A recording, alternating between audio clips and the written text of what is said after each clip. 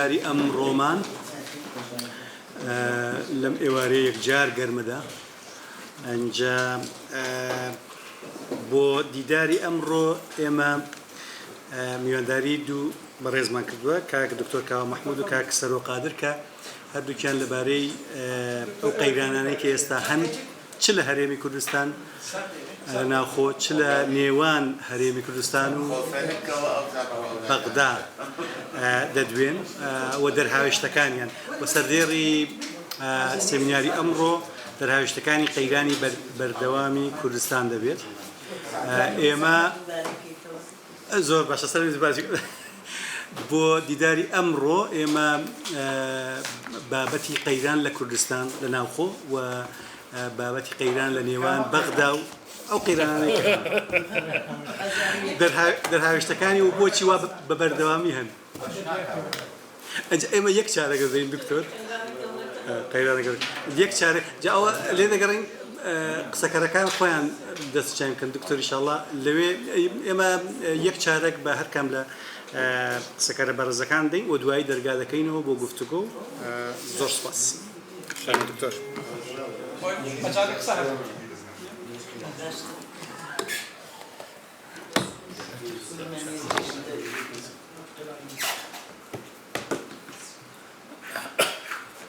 ئەم کاتتان باش زۆر زۆر سوپاس بۆ ئامادەبوونتان، زۆر سوپاس بۆ ئاڕێ بەڕێزم کاک سەرۆ بۆ بانگەشتکردنم بۆ بابەتێک بەشداریکردن لەگەڵ ئێوە بەڕێز کە من بێگومان ئاماژە بە هێڵی گشتیە دەم لە ماوەی ئەم چارەگە ساعاتە. هیوادارم قسەکەوتووم لە کورتکردنەوە یان ئیشارەکردن بە هێڵە گشتەکان. پێم وایە ئەو گرفتانەوە ئەو ئیشکالاتانی کە ئەمڕۆ چ لە کوردستان و چ لە عێراق و چ لە تەواوی ناوچەکە ڕۆبەڕووی گەلانی ناوچەکە بێتەوە بابەتێکە پاشخانێکی مێژووی هەیە و هۆکاری هەیە، بابەتێک نییە کە تازە هەڵقوڵا بێ یان هەڵتۆقی بێ و لەبەرەوە ئەو هۆکارە سەرێکیانەی کە پەیوەندی بۆ من موبایلێک من لە بەغڵ خۆم منەوە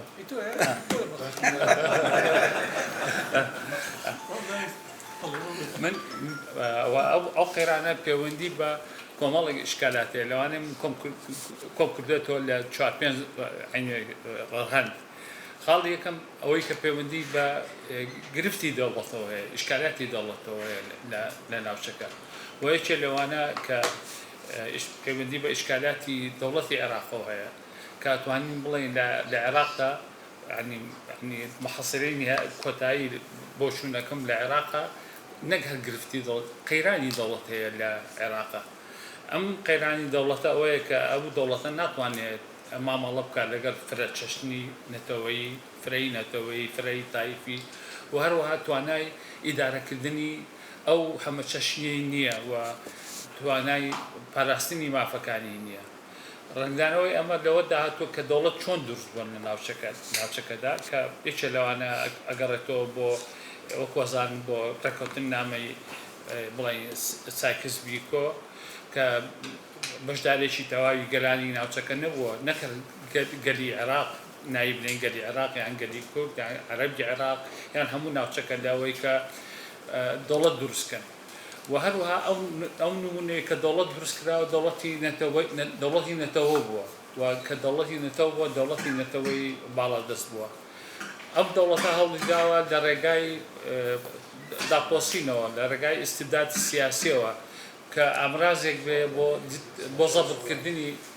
بۆ زەبطکردنی ئەوەی ئەم حاڵەتێک هەیە کە دەوڵەت هەبێ و هەروە هەوڵی ئەوەی داوە کە بەناو نەتەوەیەک دروستکە ئەوکو ئەوەی کە مەلیک فەیسڵ یەکەم باسیەکە لە مستەکەراتەکەی کە باسی ئومەی عێراقیەکە کە ئومەیەکی عێراقی دروست بەڵام نییە بەڵام دروست بێ بە قووەت بە دینی عەسکەری ئەوانە و لەبەرەوە ئەم جۆرە دەوڵەتانە سێ دەکەی ئەوەی کە پێڵەن چەمچی هاوڵاتی یەکسانی تیان نییە و ئەو دەوڵەتە حتا دوای 2003 کە ئەو ڕژێمە ڕووخاو دەستوورێکی نوێ هاتەکایەوە کە ئاماژەیە کە دەستورە بۆ فرەبوون بۆ تەعەدودیەت بەڵام ئەو دەوڵەتە بەرەو سیستمی بەشبەشێنەی تائیفی محاسەسەی تائیفی بەرەو ئەوە چوو و لەبەرەوە بە بەردەوامی ئەوەی کە هەیە چ مافی گەلی کوردستان مافی بەشەکانی نەتەوەکانی تر دائما هەست بە جۆرێک لە پەراوێز خستنەکە. بۆیە لێرەدا کە پێناسی دەوڵەتی عێراق بە ناو پێی دەستور دەوڵەتێکی فیدراڵیە، بەڵام بەشبەشەرەی تایفەگەری مرکزیەتێکی ناوەندە هەوڵدان بۆ فەرزکردنی ئێستا بە تایبەتی هەلومەرجی ئێستا هەوڵدانە بۆ فەرزکردنی سەپاندنی مرکزیەکی تند. هەروەها لێرەدا هەرێمی کوردستان لە دەستورە ئاعترافی پێکراوە، بەڵام بە هەموو شێوازێک هەوڵەدرێ کە ململانەی لەگەڵ دروست بکرێت لەگەڵ عێراقا و نەتەوەکانی تریش هەمووی سێرەکەی پەراوێز کراوە. لێرەدا ئێمە مامەڵە لەگەڵ حاڵەتێک دەکەین کە حاڵەتی قەیرانی دەوڵەتە. ئەم قەیرانە قەیرانێکی مێژوویە و ئەم دەوڵەتە ئەچێتە خانەی ئەوەی کە دەوڵەتێکی مستەورەدا، چونکە خەڵکەکە خۆی دروستی نەکردووە و ئەچێتە ئەو حەقانەی ئەوەی کە پێڵان دەوڵەتی فاشی و جگەلەوە ئەتوانی بڵێن ئەچێتە خانەی لە پێڕۆکردنە ئەچێتە خانەی دەوڵەتی غەنائیمی ئەگەر ئەو تعبیرە ڕاست بێ، یعنی دەوڵەت غەنیمەیە بۆ ئەوەی کە ئێتە سەر دەسەڵات. ئەوەی کە پەیوەندی بە ئیشکالیات و قەیرانی دەوڵەت هەیە لە عێراقا و تەنانەت ئەمە سووریا گرێتەوە، چونکە هەموو ناوچەکە گرفتی دەوڵەتی تایە. تۆ تەماشای سووریا بکە، تەماشای عێراق بکە، تەماشای لوبنان بکە، تەماشای یەمەن بکە و حتا تەنانەت تۆ تەماشای فراوانتر تەماشاکەی ئەگەر تەماشای تورکیا و ئێران بکەیت دیسانەوە ئیشکالیاتی دەوڵەت بە شێوازێک لە شێوازەکان دەرەکەوێت. بەشێک لەوەی کە تەواوکەری ئیشکالیاتی دەوڵەتە قەیرانی دەوڵەتە لە ڕاستیە لێرەدا قەیرانی شوناسە.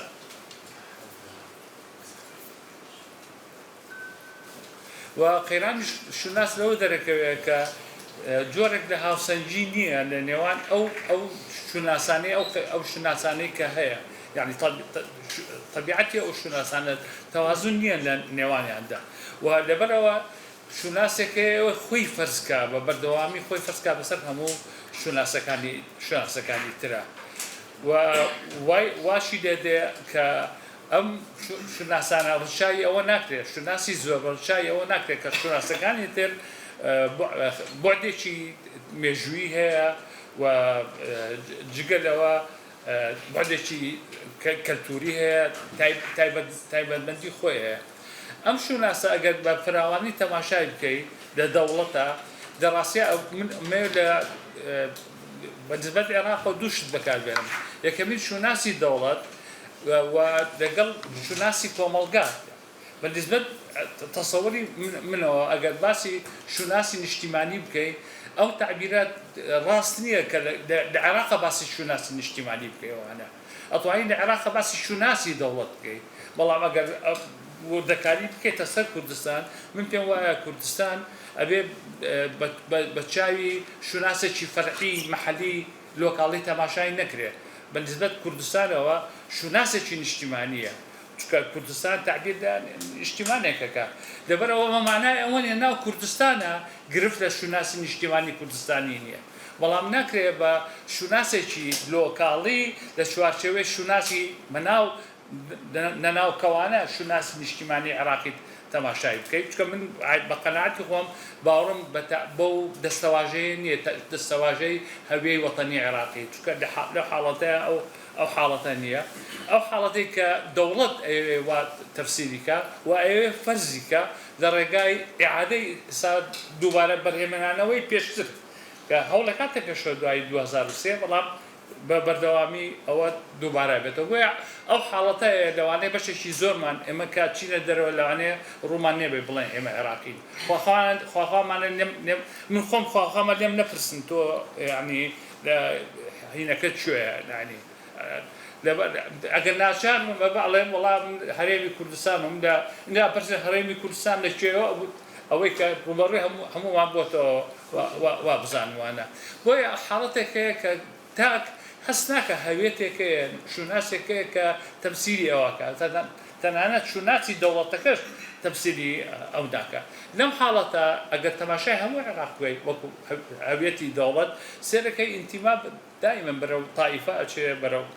نەتەوەی باڵا دەستەچێ و ئەمەش واکە جۆرە لە جەمسەری تائیفەگەری، جەمسەری کۆمەڵگایی دروست بێ و ئەم جەمسەرە کۆمەڵگایان بە بەردەوامی زەمینەیە بۆ شەڕی ئەهلی وەختی خۆشی شەڕی ئەهلیمان بینی لە 2006 و 2005 و 2007 و کە چەندێک هاتنە کوردستانەوەانە ئەم حاڵەتە چی دروستەکات تەنانەت شوناسی ئەوەی کە بەڵێن هەویەی مغلق شوناسی مغلق دروستەکە ئەم شوناسە مغلقە ئەم هەوێ داخراوە چێ دروستێکە خودی ئەوەی باڵادەست دروستێکە ئەسان بۆ نمونە یاسای بادی کەسێتی ئەو یاسا تعدیلکردنی یاسای بادی کەسێتی هەنگاوێک بوو بۆ دروستکردنی بۆ سەقامگیرکردنی ئەو حاڵەتە ئەو هەویە داخراوە بۆیە لێرەدا ئەو هەویاتانە ئەم شوناسە لۆکاڵیانە ئەبنە ئامرازێک بۆ دائیمە بۆ پێکدادان و بەکاردێ تەنانەت بەکاردێ بۆ ئەوەی تۆ دەست بەسەر دەسەڵاتە بگری دەستکەوتت دەبێت ئەگەڕێنەوە بۆ دەوڵەتە ئەوەی کە وتم دەوڵەتی غەنائیمی چونکە تۆ نوێنەری تائیفەیەکی یان نوێنەری تائیفەکە بی دائیمە بیر لە غەنیمەتەکەیتەوە بیر لە تاڵانکەیتەوەوانە و بەشێک لە تاڵانە ئەوەی کە دوێنێ باس دەکرێت وەڵا 62 ملیار تریلیۆن دۆلار مشک خواردی چۆن مشک خواردی چۆنی بوو ینی ئەمە بەشێکە لەوەی کە ئەم مەفهومە بەکاربێنی مەفهومی دەوڵەتی غەنائیمی و ئەمەش بە بەردەوامی زەمینە خۆش ناکە بۆی دەوڵەتی دیموکراتی دروست بێ ئەوە هیچ جگەلەوە هاندەر بێ بۆی کۆمەڵگەی مەدەنی دروست بێ من باسی دەوڵەتی مەدەنی ناکەم چونکە پێم وایە تعبیری دەوڵەتی مەدەنی ڕاست نییە مجتەمەعی مەدەنی ئەتوانێت دروست بێ وەڵام ناتوانێت دەوڵەتێکی بڵێن دروست بێت چونکە دەوڵەتێکی دیموکراتی دروست بێ و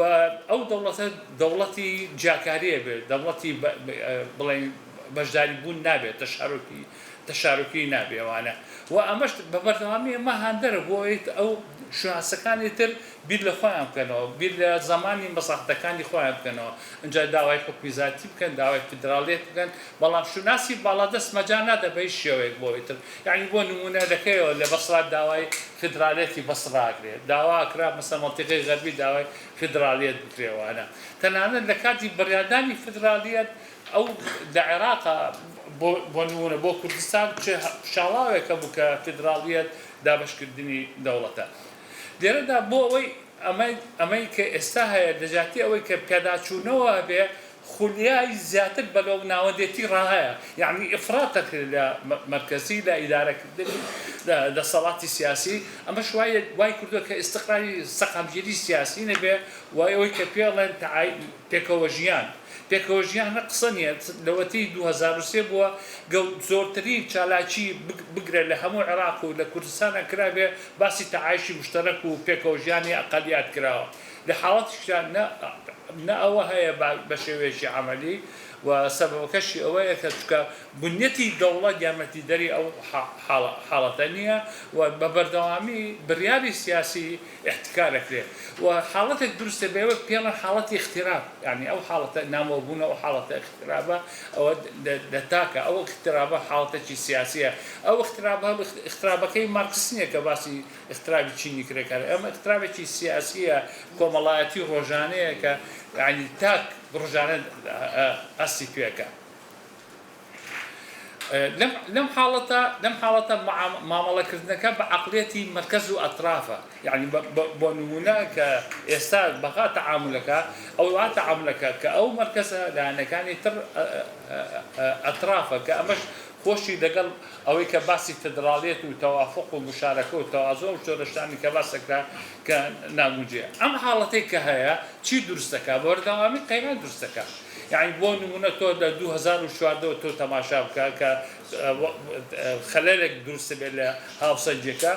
ڕۆژ بە دوای ڕۆژ تۆ قەیرانە تا ئەگاتە قەیرانێک ئەوەی تۆ مەسەلەن بەسیترین قەیران ئەوەی کە ئێستا هەمووی کە بەڵێ ئەوە بەسیترین نمونە بەسیترین نمونە یعنی پێشتریش هێن ڕئیسی وزارا موافقەی نردینەکە وەزیری مالیە موافق نابێ وەزیری مالیە موافقە بێ مدیر عام موافق نابێ بەرەبەرە سێرەکەی بەرەبەرە ئەبێتە هۆکارێک ئەمە دروستکردنی ئەزەماتە و هەموو دروستکردنی ئەزەماتەک بۆ ئەم قەیرانە بۆ چی ئەگرێتەوە ئەگرێتەوە بۆ ئیشکالاتی دەوڵەت و ئەو ئیشکالاتی کە ئیشکالاتی هەویاتە ئەم جۆرە یانە بوالێکی گرنگی علمی اجتماعی سیاسیە بوالێکی گرنگی هەر سۆسیۆلۆژیایە کە پێویستی بە دیراسەتی قوڵ هەیە ئەم حاڵەتە چی کردو ئەم حاڵەتەوەی کردو تەنانەت ئەوەی کە پێڵێن گەندەڵی و خراپی ئیدارە بۆ نمونە نەتوانی ڕوبەڕووی بێتەوە ئەسا بۆ نمونە ئەو گەندەڵیانەی کە هەیە کە ئەوەی کە تاچێکی عەرەب یان شیعات کە خۆی باسیەکە ئەو کوردە باسی ناکە مەسەلەن تۆ گوێ لێ بووە هیچ نوێنەرێکی بڵێن پەرلەمانتاری کوردستان باسی گەندەڵێ بکات کە لە بەسەڕا ڕوویداوە باسی گەندەڵێ بکات کە وێغا ڕوویداوە ئەوانە عێلاقەی پێوە نییە یعنی عێلاقەی پێوە نییە ئەوانە لەبەرەوە وهەروەها وتەنانەت بە ماوەیەکی سۆی حتا ئێلامەکانیشمان ئێلامەکانشمان عێلاقەی بەوە نییە یعنی ئەو حاڵەتانە یعنی ژیانی خەڵک چۆنە بڵێ ڕێژەی هەژاری چەندێکە بۆ نمونە مەسەلەن ئێستا کەس باسی ئەوەکە تەنانەت ئێستا ڕێژەی هەژاری لە نێوان کوردستان و لە نێوان لەم حاڵەتە کە کوردستان لەم حاڵەتە شاژی ئێستا نزبەی هەژاری لە کوردستان کەمترە لەوەی بە بەراوردکردن لەگەڵ نزبەی هەژاری لە عێراقا بەس هیچ ئیعلامێکی ئێمە باسی ئەوەکە بۆ نمونە بۆ ئەمە ڕەنگدانەوەی ئەو ئیشکالاتانەیە کە لەم بوارە دروستە بێوانە و ئەمە بەگشتی دەوڵەت دروست ناکە ینی ئەوەی کە پێڵێن عەمەلیەی سیاسی ئەو پرۆسە سیاسی کە لە ساڵی 2023 دەستی پێکرد کە نایانە عەمەلیەی بیناکردنی دەوڵەت سەر لێ ئەوەی دروست نەبوو و ئەو چانسەی کە هاتە پێشەوە بە ناوی فیدراڵیەتەوە کە هاتە پێشەوە کە چارەسەری قەیرانی دەوڵەت بکە ئێستا گەیشتۆتە حەدێک ئەگەر بەڕێی من وەکو ڕێی خۆمەوانە من پێم وایە ئەم مەرکەزیە ڕەهایە دووبارە نظامی سوڵتەوی دروست دەکاتەوە و حاڵەتی سیاسی لە عێراقا کۆتایی هاتنە بە فیدراڵیەت یعنی شتێک نییە ناوی عەمەلیەی سیاسی بێ شتێکی نییە ناوی فیدراڵیەت بێ حاڵەتێک هەیە لە عێلاقا لە بینی بۆ نمونە گەر تەماشای عێلاقەی هەرێمی کوردستان و بەغاکەی عێلاقەی ئەمری واقعە ئەو ئەمرە واقعە چ تەوازنێکی بەڕێوە چ تەئسیراتێکی هەیە بەڵام لە چه حاڵەتێکە لە حاڵەتی ئەوەی کە کۆمەڵێک گۆڕانکاری هەیە کۆمەڵێک هەلومەرجی هەرێمایەتی هەیە نێودەوڵەتی هەیە ئەم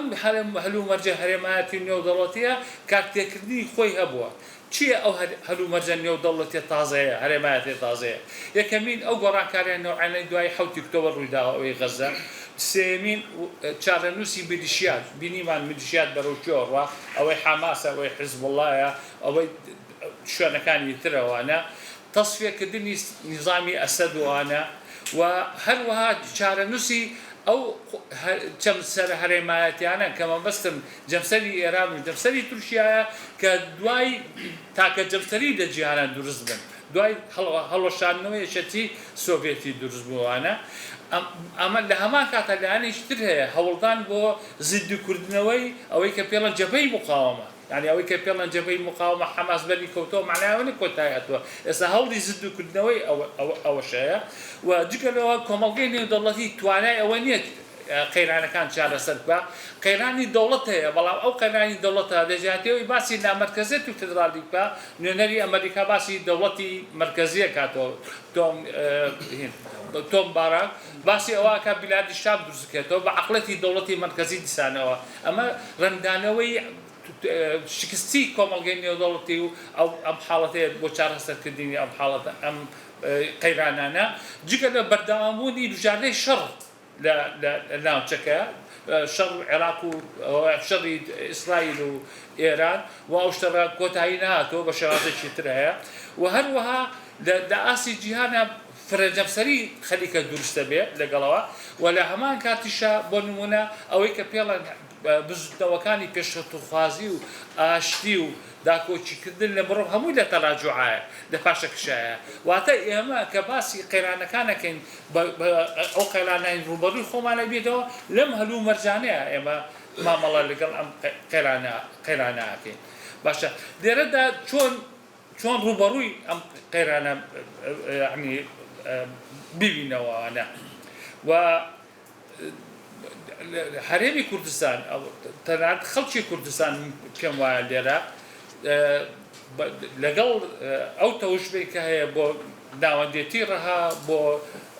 پوشەڵکردنەوەی هەرێم ئەو حاڵەتەی کە هەیە لەگەڵ ئەو قەیرانانەی کە هەیە من پێم وایە لە چوارچێوەی هەموو ئەو شتانەی کە باسم کرد کە بڵێن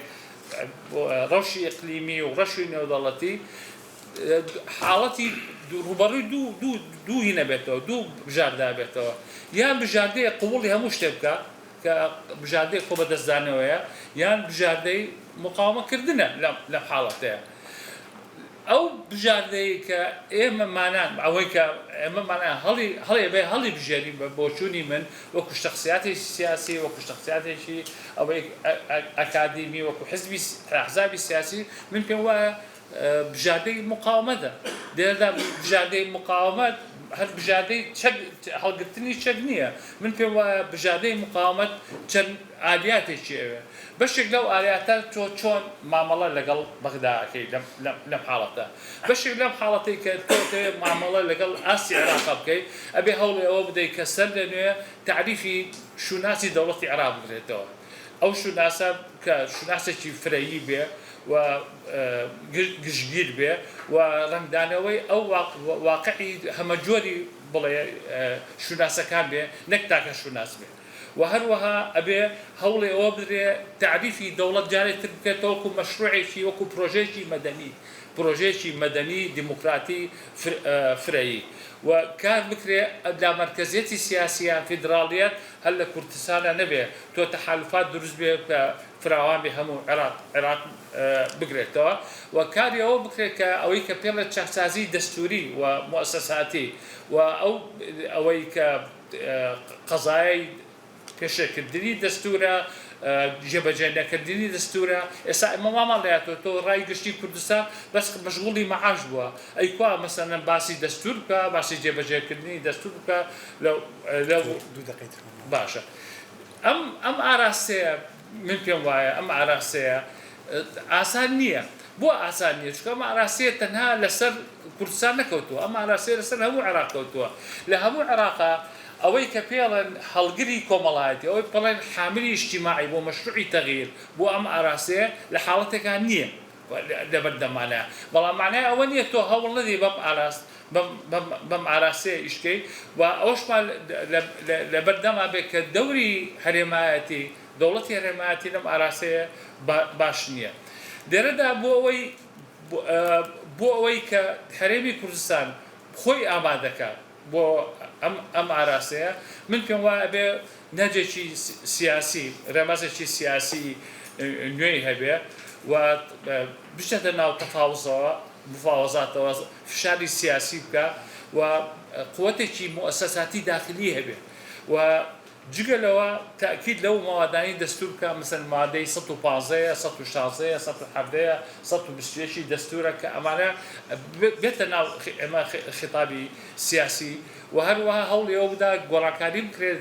لە تەرکیبەی ئەوەی کە پێڵێن دادگای ئیتیحادی و هەچی خروقاتێکی دەستوری هەیە لەلایەن عێراقەوە تەوسیقی بکە وەکو ئەوەی کە پەیوەندی بە موچەوە هەیە ئەوەی پەیوەندی بە نەوتەوە هەیە ئەوەی پەیوەندی بە دابەشکردنی دەسەڵاتەکانەوە هەیە ئاخرشت ئەوەی کامەیە کۆتایی پێبێن مەگەر دوو دقەش زیاتر تێ سوپاس دەکەم کۆمەڵە شتێک کە پەیوەندی بە خۆمانەوەیە خۆمان چی بکەینەوەانە من پێم وایە یەکەمین ئەبێ دەسەڵات هەرێمی کوردستانە سیاسەتێکێ بێ ئەم سیاسەتە پشت بەسێ بە مرونەت بە نەرمی نواندن و کرانەوە و شەفافیت و توانای ئەوەی هەبێت کە احتیوای هەموو لایەنە کوردستانەکان بکە لە مامەڵکردنە سەر ئەجندەی داخلی کوردستانی دوو بۆ ئەوەی ئەمە جێبەجێ بکە ئەبێت دەسەڵات ئەوەی کە بەتابەتی مرکزی قوتە داوای حیوارێکی دیالۆژێکی نیشتیمانی کوردستانی بکە ئەو دیالۆگە نیشتیمانی کوردستانیە هەر ئەوەنێ بە حزبی سیاسی بەشدار بێتایە ناوەندەکانی کۆمەڵگەی مەدەنی ناوەندەکانی ئەکادیمی ناوەندەکانی خەڵک کە بەشدار بێت لەم حاڵەتەیە لەم حیوارەیە و هەوڵی ئەوە بدرێ بۆ هەرچی ئەو بابەتانەی کە پەیوەندی بە ئەوەی بابەتی حوکەمە هەیە ئەوەی پەیوەندی بە شەفافیەتەوە ئەوەی پەیوەندی بە کۆتایی هاتنی مەڵاتقی شوێنی نفوزەوە هەیە بە زۆنەوە هەیە بە دابشکردنی ئیدارەوە هەیە بە مەجای پێشمەرگەوە هەیە بە مەجای ئەمنی داخلیەوە ئەمانە هەمووی بەشێک بێت لەو گفتوگۆ لەو حیوارە داخلیە لەو حیوارە نیشتیمانیە داخلیە و کاری ئەوە بکرێت کە ئەو مەلەفاتانەی کە جێ ناکۆچێتەکە بەغا یەک مووقفی موحدی هەبێ و گرنگترین شت چارەسەرکردنی ئەو گرفتانەی کە ڕوبەڕووی شوناسی نیشتیمانی کوردستان بێتەوە لە ڕاستیە شوناسی نیشتیمانی کوردستانی ئێستا لەژێر فشارێکی زۆر گەورەیە بەسیترین شت حادیسەکانی هەفتەی ڕابردوو خورشید و هەرچی و شوێنی تر ئەمە حادیسێ لە هەموو جێگا ئیمکانەتی دووبارە بوونەوەی هەیە و جگەلەوە کاری ئەوە بکرێت کە بنەمای ئابووری کوردستان باەخی پێ بدرێ بە بوارەکانی ترا و هەوڵی ئەوە بدرێ کە سیاستێکی دەرەکی موحدی کوردستانی هەبێ و کوردستان ئامادەبوونی هەبێ لە مەحافلی ئەقلیمەکان نێو دەوڵەتەکان. گرنگترین شت ئەمێ کە گرنگە چۆن ڕوبەڕووی ئەو گوتارە پۆپۆلیسیە ببینەوە و پێم وایە ئەو گوتارە پۆپۆلیسیە یەکێکە لەو تەحەدا گەورانەی کە شوناسی نیشتیمانی کوردستانی داوازەکە. کۆتایی بابەتەکە ئەو بڵێ خلاصەی بابەتەکە من وای بینم ئێمە وەزعی کوردستان بە قۆناغێکی زۆر حەساسە تێپەڕێت لە سایەی کۆمەڵێک گرفتی تعقیداتی ناوخۆیی دەرەکی ئەم تعقیداتە ناوخۆی دەرەکیانە عێراق گرێتەوە کوردستان گرێتەوە ناوچەکە گرێتەوە هەموو جیانە گرێتەوە هیچ بژاردەیەک لەبەر دەمی ئەم میلەتە نییە بژاردەی مقاومەکردن و بژاردەی مقاومەکردن ئەبێ ئەوەمان لە فکری خۆمان دەرکەین کە ئێمە چاوەڕێەوە بکەین کە سبەی ڕۆژ شتێک بقەومێ ئەو شتەڕە فڵان دەوڵەت بڕوخێ و اینجا ئێمە ڕزگارمان بێوانە ئەبێ ئەو عەقڵیەتە لە بیرکردنەوەی ئەحزابی سیاسی لە دەرەوە بێ ئەبێ ئێمە وەزعی ناوخۆیی خۆمان بکەینەوە و ئەساسی قەزیەی ئەوەی کە پەیوەندی بە هەویەی خۆمانەوە هەیە من پێم وایە دوو بابەتە ئایا ئێمە مامەڵە لەگەڵ کوردستانەکەین وەکو نیشتیمان یان مامەڵ لەگەڵ کوردستانەکەی وەکو ناوچەیەکی ئیداری کە سەر بە بەغدایە کە ئێمە مشکلەی موچە هەیە یان مشکلێکی ئیداری و دەسەڵاتی هەیە من پێم وایە ئەمە بێ مامەڵە بکەین وەکو نیشتیمان و جگەلەوە ئەگەر مامەڵە بکەین لەگەڵ نیشتیمان پرسیاری گرنگ ئەوەیە کە ئەبێ وڵاممان هەبێ ئایا شتێک ماوە ناوی بزوتنەوەی ڕزگاری خوازی نیشتیمانی گەلی کوردستان ئایا شتێک ماوە ناوی ئەرچی نیشتیمانی بێ ئایا شتێک ماوە ناوی کارکردن بێ بۆ مافی بڕیاداری چارەنووس و کار پێکۆشان بۆ داوڵەتی نیشتیمانی کوردستانی وەکو بەعدێکی استراتیژی بە بۆچوونی من ماوە کۆتایی بە بابەتێک بێت. زۆر سپاس دکتۆرکە دەدوێتان لە وەڵام پرسیارە دەکرێت زیاتر لە سەروەکەی زۆر سپاس. ئێستا یەک چارەی دەین بە کاکسەر بزین ئەو یەک چارەیە دەوێتن ئەوەی دکتۆر بووە 25 دقیقە زۆر سپاس.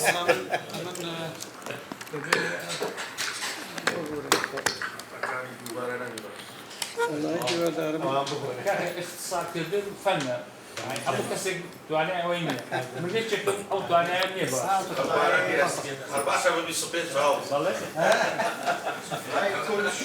جابانە لە دەقەکانی من مەخۆن با دەست پێ بکەم ئەمیش ڕۆژ باشتان دەکەم و زۆریش بەخێر بێن زۆریش خۆشحاڵم کە جارە لەگەڵ برای بەڕێزم دکتۆر کاوە دادەنیشم کە سکرتێری حزب شووی عێراق نییە بەڵکو سەرۆکی مرکزێکی لێ کوردستان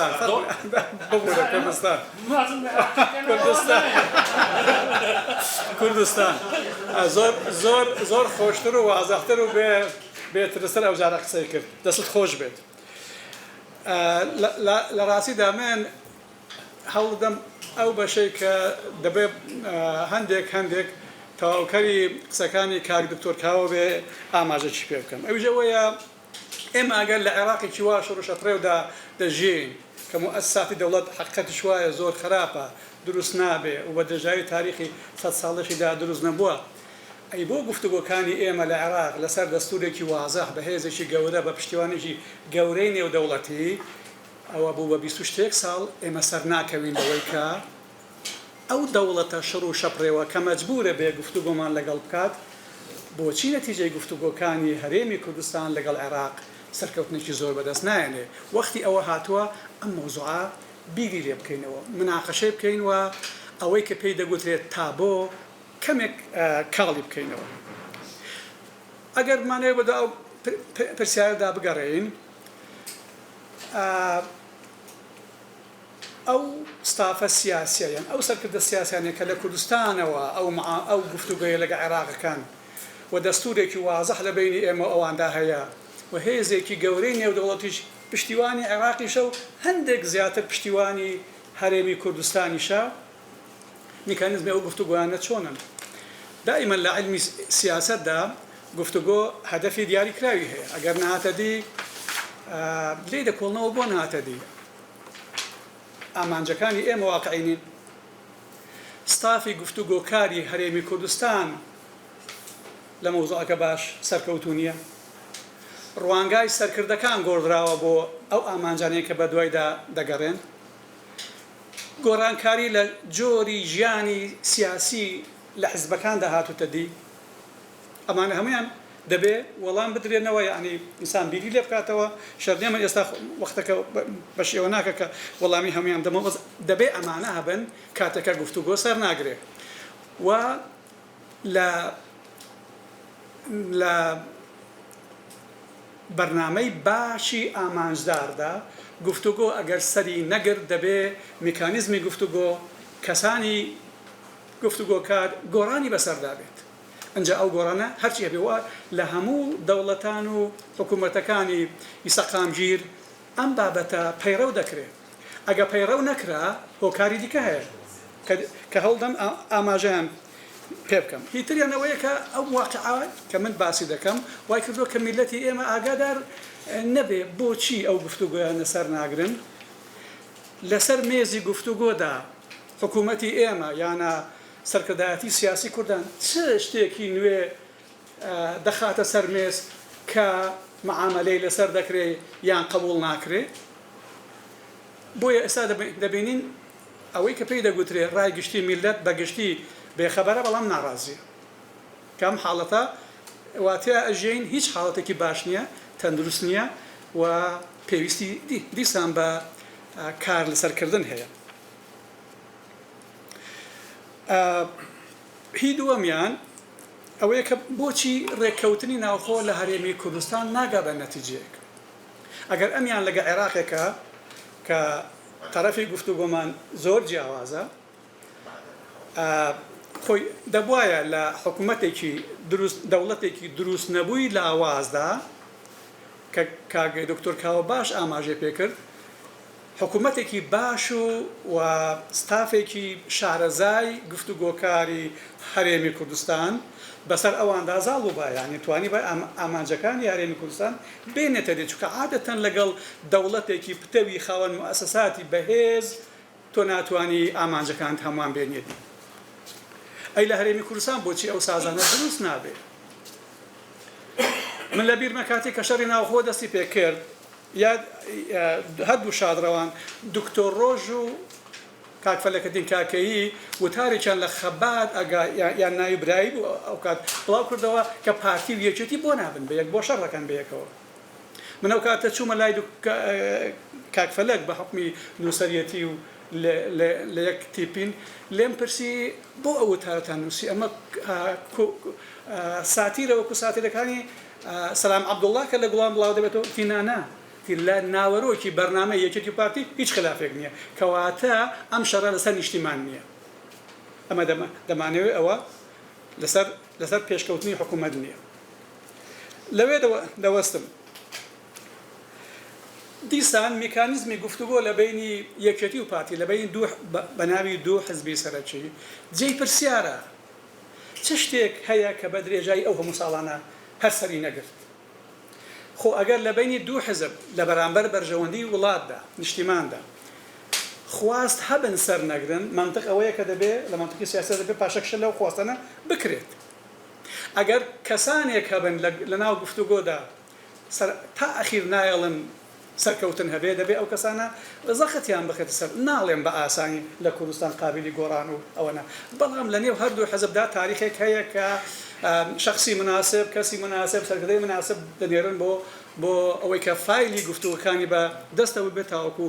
دەبێت پێشکەوتنێک هەبێ چونکە کاتێک کە پێشکەوتن نەبوو ئەو بێزاری و بێئومێدی و بێتەمایە دروست دەبێت کە ئێستا دیسان لە مەسەلەی ناوخۆی کوردستاندا هاتۆتە پێشێ.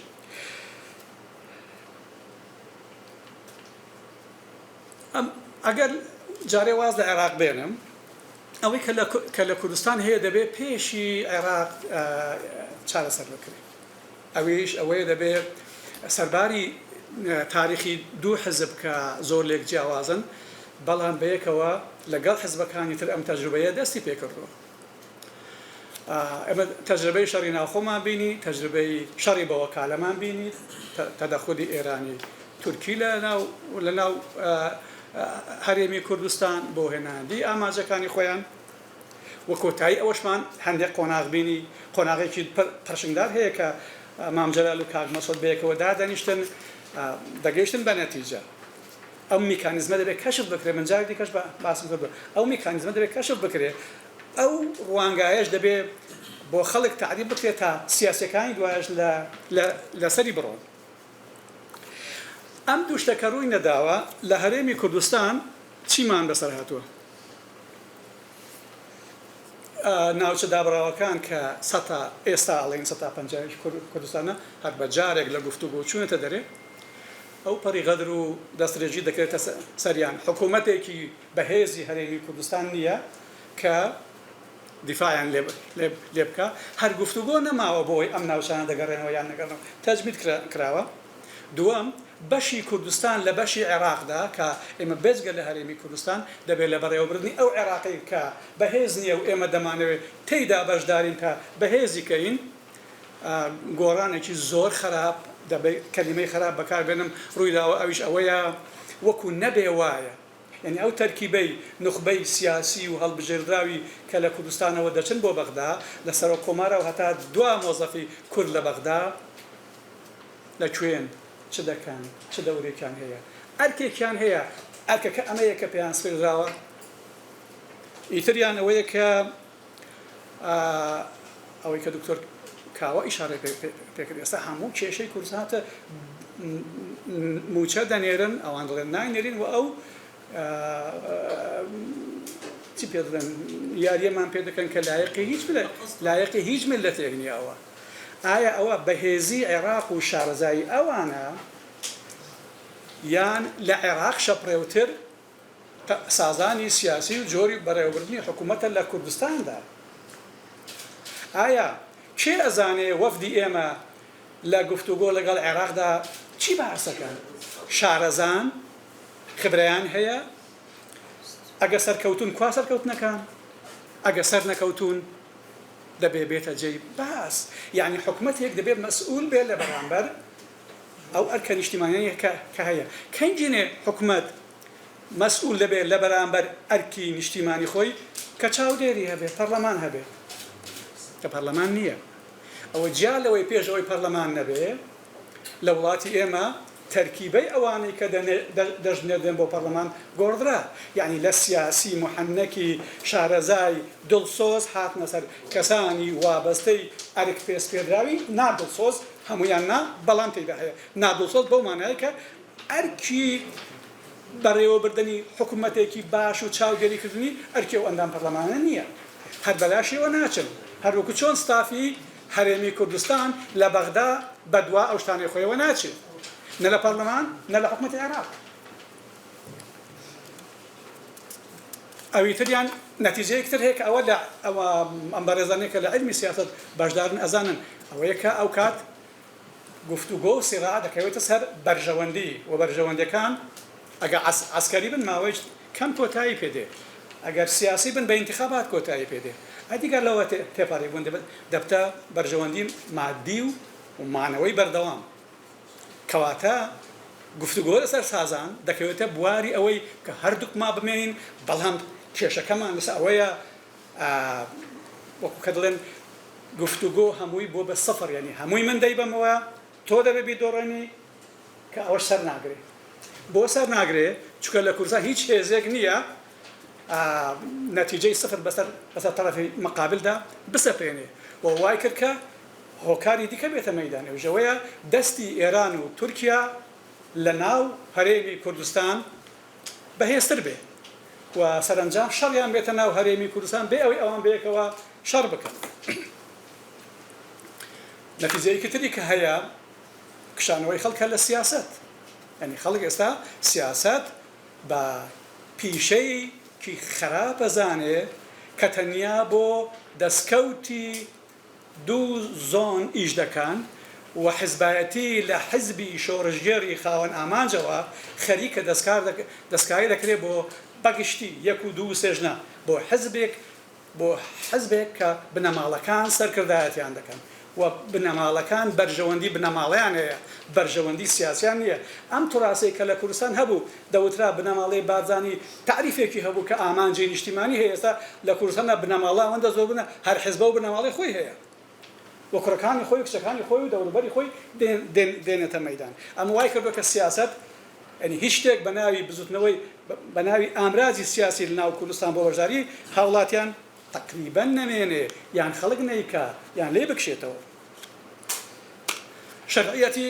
حکوومەت و شەرعیەتی هەتا ئێستا باسیەوەکان شەرعیەتی خودی کیانەکەش ئەم ڕۆژانە لەسەر موچە ئەمە بەسەر زاری سوودانیش داهات کە ئێمە موچە بدەینە بێ هەرێم هەڵبەشینەوە ئەمە بە خۆڕایی نییە ئەم مناقەشە لە ژێرەوە هەیە باڵۆنی بۆ فرادەن من ناڵێم کە بوونی هەرێمی کوردستان دەکەوێتە خەتەر کارێکی ئاسان نییە ئێستا بڵێم بۆچی نا بەڵام کاتێک کە ئێمە دام و دەستگای حکومیمان شەرعیەتی نییە و 4 ساڵ تقریبا خەریکە 4 ساڵ تێر دەپەڕێ و تەقەی سەریشمان بێ هەم ملت هەم نخبەی سیاسی هەم دوو حزبی حاکم هەم معارەزە هەمویان هەر یەکە باسێکی دروست کردووە بۆ ئەوەی کە سەرقاڵ بێ بەڵام ئەوەی کە نییە غیابی پەرلەمانە و ئەوە لە هەیبەتی حکوومەت لە ئەو ئامانجەی کە دکتۆر کاوە ئەڵێ دەبێت لە کۆڵگای نێودەوڵەتی بیسەپێنن دێنێتە خوارەوە و زۆریشی هێناوەتە خوارەوە ئەو قسەی تۆمباراک کەوتی دەبێت پاڵیان پەیوەنین بەرەو مەرکەز وەکو ئەو قسەیەی سوودانی وایە کەوتی گەیمە موچە بدەین دەبێت هەرێم هەڵبەشێنینەوە کەواتە مناقەشەیەک لە ژێرەوە هەیە شەڕ نییە سەر بگرێت بەڵام ئەم یازە خەریکە دروست دەبێت ئۆپۆزیسیۆن من قسە لەسەر ئۆپۆزیسیۆن ناکەم بەڵام ئۆپۆزیسیۆنێکی کاریگەری زانای نییە کە بتوانێت ئەگەر کەمیش بێ کار لە باشکردنی وەزەکە بکات جەواد وڵا یەک دەقەمەوە من تەنیا دەمەوێت بە خێرایی ئیشارە بە ڕوانگای هاوپەیمانان بکەم لە منتیقەکە شەڕی ئیعادەکردنەوە و تەقسیمکردنەوەی ڕۆژهەڵاتی ناوەڕاست دەستی پێ کردبە و ئێمە ئەبینین لە هەندێک شوێن خەریکە مناقەشە لەسەر ئەوەیە بۆ نمونە سووریا چی دیەکەن ئەفتە فدرالی و تەقسیمەکە دوای تەقسیم زیاتر ئەڕوا یانە ئەو هێزانەی کە دەیانەوێت سووریا بە مەرکەزی بێڵنەوە سەر دەکەون و هەموو هەفتان گۆڕان بەسەر ئەو شتە دادێت تورکیامان بینی هەموو خوێندوتمانەوە تورکیا لە نیازی باشی بۆ کێشەی کورد نییە کە ئەم قۆناغی دەست پێ کردەوە بۆی کەوە یەک ئەمەی لە سووریا و عێراق ئێران هەیە نەکەوێتە ناو ماڵی ئەو دووەم تورکیا دەوری ئەوە بینێ کورد وەڵامی 15 دەکەم تەواو بوو جا بەردەوام لە قسەکانیان ڕاوە 2 دقیقەیەکیش ئەگەر جەماعەت قبوڵ بکەن تورکیا دەیەوێت هێزی بەرابەر بێ لە ڕاوەستاندنی گۆڕانکاری ڕۆژهەڵاتی ناوەڕاست ئەوەشی پێ ناکرێت ئللا دەبێت کوردی لەگەڵدا بێت هیچ هێزێکی دیکە لەدەست تورکیادا نیە بێجگەلەوەی کە ئەترسێ لە گۆڕانکاری ناوخۆیی ئەوی دیکە کە بێوێت لە سووریا و لە عێراق و لە ئێرانیش لە مستەقبەلدا ئەگەر گوێتان لە قسەی سکرتێری پژاک بوو بێ دوێنێ لە بیبیسی فارسی بڵاوبەوە تێدەگەن کە نەخشەکە کەمێک دوورترە و تورکیا دەستی درێژترە بۆ ئەوەی لە داهاتوودا قسە ناو ئێرانیشدا بکە ئەمە بەواستەی کوردەکە هەروەکو چۆن لە شەڕی لەوانەیە لەو قسەیە زۆر دەقیق نەبووم بەڵام هەندێکی ڕاستە لە شەڕی سەفەوی و عوسمانیدا کاتێک عوسمانی توانیان سنووری خۆیان تەسبیت بکەن و نەیەڵن خشان هەبێ بەرەو ناوەکە کوردیان کەوتەگەڵ ئەم هەموو شەڕانەیە کە لەگەڵ دنیاش کردیان هەر کوردیان بەکارهێناوە ئەوە لە نەتیجەی هەڵوەشانەوەی ئیمپراتۆری عوسمانیش تەنیا بە هاوکاری کورد کەمال ئاتاتورک توانی تورکیا ئێستا دروستکە و لەمپەرێکی بچووک لە بەردەمی لێک هەڵوەشانی یەکجاری بگرێت ئەم حەقیقەتە ئێستاشوە دووبارە دەبێتەوە بۆ هێندێ ئەمریکا و ئیسرائیل لە مەیدانن شەڕی خۆیان دەکەن بەڵام شەڕ بۆ کورد نییە لە کوێن دەرێ بەرژەوەندیان بگرێ لەوێ معاملە بە کوردیش دەکەن ئەم قسەی تۆمبارا کەوتی ئێمە بۆ کورد نەهاتووین دەوڵەتیان بۆ دروستکەین شەریکین لە شەرێکدا بەرژەوەندی وازەحمان هەیە کورد دەبێ بزانن جێوان کوێن دەرەیە ئەنجا من لە حەقەدا لەو قسەیە زۆرم تەنگاو مەکەن لە کوێن بیستووە لە یەکێک لەو ڕۆژنامەنووسە باشانین کە ڕێ دەکەوێتە وایت هاوس لەو گفتوگویانەی کە لە بینماندا هەیە وتی یەکێک لە ڕاوێژەکانی وەزارەت دەرەوە پێی وتی دوو مناقەشە هەیە لە نێو ئەمریکا لە سەنات بگرێتانە وایت هاوس و لە نێو ئەو گروپانش کە پشتیوانی کورد دەکەن یەکەوەیە کورد دەبێ یارمەتی بدرێ پاڵی پێوەنێن زەخت بۆ قیادەکانیان بێن ئەم کێشانە هەڵکەن پاڵیان پێوەنێن بۆ موقعی تایوان چونکە پێگەی قانونی هەرێمی کوردستان لە تایوان زۆر بەهێزترە دەستورێکی پشتیوانی دەکات بەڵام ئەو پشتیوانیە بۆ هەرێمی کوردستان دەکرێت کورد بەقەت تایوانیانی تێدا نییە لە پێشکەوتن نەگەنا لە تایوان دەستی درێژتر دەڕوات و هی دووەم دەڵێن نا ئەم تەجربەی دەوڵەت لە نێو دەوڵەت دروستکردن ئەوەی کە تۆمبارا گوتی فەشەلی هێنا و ئەوە ڕوانگای ترامپ و دەوروبەریەتی قەناعەت بە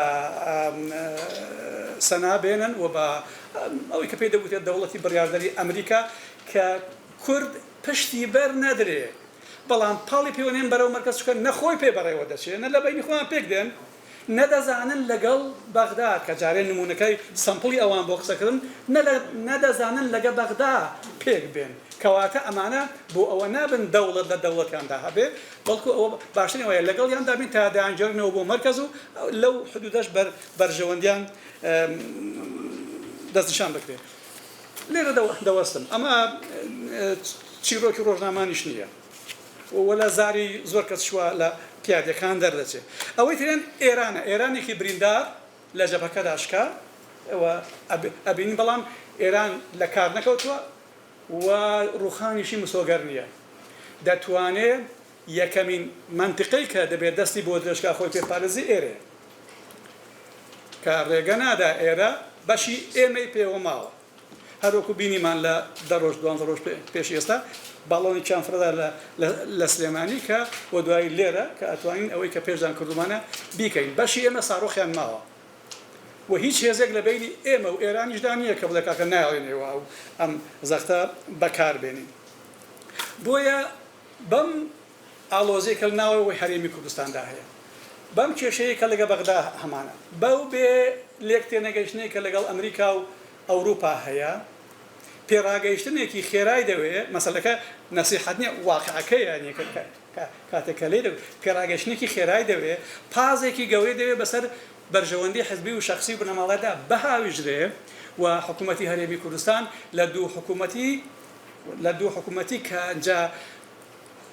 ئەوانەی کە لە دام و دەستگای چاودێری بن لە حکوومەت و لە حزب و ئەزانن چ هەرێمی ئێمە لە هەندێک بوار کاری زۆر ناشایستی تیا ئەڕوات کەس نێڕێی لێ بگری ئەمڕۆ من راپۆرتێکی NRTم بینی کە ئەم کرێکارانەی لە دەرەوە دێن دایانبەن گورچیلەیەکیان دەردێنن ینی داخە ناو تیجاری بەشەری ئەمە تەنیا لە سیتەک ڕووی داوە یان سیتەک زۆرن کەس نازانێت کەواتە وردەوە تیجارەکردن بە ئافرەت تیجارەکردن بە مناڵ تیجارەکردن بە شتی تریش یەکجار زۆر بکە هەموویان بە دیاردە و بەکاری نام و تریاک بڵێ لەگەڵ ئێران دەبێت حکوومەتی ئێمە خۆی کۆکاتەوە تا بتوانێت لەگەڵ ئێران بەڕێوە بچێت ئێران لە ناسینی هەرێمی کوردستان لە عێراق و تورکیا شارەزاترە بۆیە من پێم وایە ئەو دوو پرسیاری ئەوەل کە کردم کاتێک لە بەغدا ئێمە توانین گفتوگۆکان زۆر جددی بن کە سازان و تەفاهمی نیشتیمانی لە کوردستان بگا بە نەتیجەیەک. ئەم سەرکردانەی لە حیزبەکانی کوردستان هەمویاندا و دوو حیزبی سەرەکیدا پێیان وایە هەر گفتوگۆ بکرێ و نەگەین بە نەتیجە لە ڕووی علمی سیاسەتدا دوو مانای هەیە. یەکەوەیە ئەم سەرکردانە توانای قیادەکردنیان نەماوە، بۆیە دەبێت سەرکردەکان لە خەمی خۆیاندا بن، توانای قیادیان نەماوە. دوو ئەوەیە ئەو ئامانجانەی کە دیاریان کردووە ئامانجێک نیکە تەفاهمی لەسەر دروست بێ. لێرەدا نایە مەسەر ئەوەی کە بڵێم کێ ناحەقە کێ حەقە، پرۆسەی گفتوگۆ کە دەست پێ دەکا دەبێ بگا بە نەتیجە. ئەگەر تەرەفێک نایەتە ژێربار، سەرکردەی باشی تەرەفێکی تر ئەتوانێت قیادەی ئەم پرۆسەیە بکە سەرنجام دەبێ بگەین بە نەتیجەی حەدی کەم، لانی هەرەکەم. ئەگەر لە هەرێمی کوردستان لانی هەرەکەمی تەفاهم هەبێت، ئەو کات دەرگا بۆ سەرکردە باشەکانیش دەبێتەوە، آخر چونکە ئەوە تەبیعەتی ژیانە و تەفاهمی نیشتیمانی لە بینی حیزبەکانیش لەسەریان دروست دەبێت. کەمێکیش لەو سەروەتە زۆرەی کە عێراق و لە کوردستان بزر دەبێت لەسەر ژێرزەوی دەگەڕێتەوە بۆ حکوومەت تا کاری خۆی بکە و دەگەڕێتەوە بۆ هاوڵاتی تا لەو زەریلیە دەرچێ و موچەی هەبێ. سازان لە کوردستاندا بەو مانایانی ئێمەدانیشین لەسەر پەرلەمان سەر پۆستەکان پێک دەین. دەبێ تعریفێکی سەر لە نوێی سازان بکرێتەوە. سازان بۆ ئەوی کە لەم ڕۆژهەڵاتی ناوەڕاستی پڕ لە گۆڕانکاریەدا دیسان کورد بە دەستی خاڵی دەرنەچێ. گەنا ئەوەی بە دووری مەگرن ئەگەر ئێمە نەچینە پێش بە باشی ئەوەی کە تۆمباراکیەکان ببنە بڕیاردەری ئەمریکا و ئەوروپا وەکە بوونێ کەس بەهانەمان ناکات. کەس ئەگەر ئەحداسی سوێدا نەبووایە زەختی تۆمباراک و ئەمریکا بۆ سەر ڕۆژاوا هەمووتان ئاگاتان لێ دەگەێت چێندرێ. زۆر سپاسان دەکەم جواب بژبورە بۆ زۆر سپاس. شكي زور سپاس دەکەم بۆ من لێرە هەندێک سوال هەیە نامێت تعلیقات شدن، بەڵام ئەڵێم ئایا حکوومەتی عێراق ئیمانی بە فدرالیت هەیە، عێراقێکی ئیتیحادی هەیە، ئیتیحادی ناوەکەی هەر ناوەکەی ناوێنانێت وایە نای عێراقی فدرالی، جمهوریة الفدرالية العراقية، جمهورية الاتحادية العراقية، هل إيمانيان بيني وكو فكر إيمانيان بمركزية تاكل نستاش معاملة لسر وكان إما تشون لقل أفكراي قلتو قوكي لقل مركزية واتحادية تاكل نستا إما سكرتو نبوي لوانا أويا دوهم مسألة أتاتورك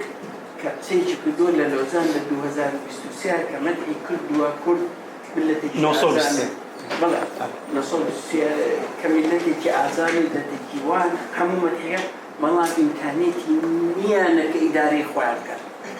أو قصير ديار هتاكو دور الراسة وإما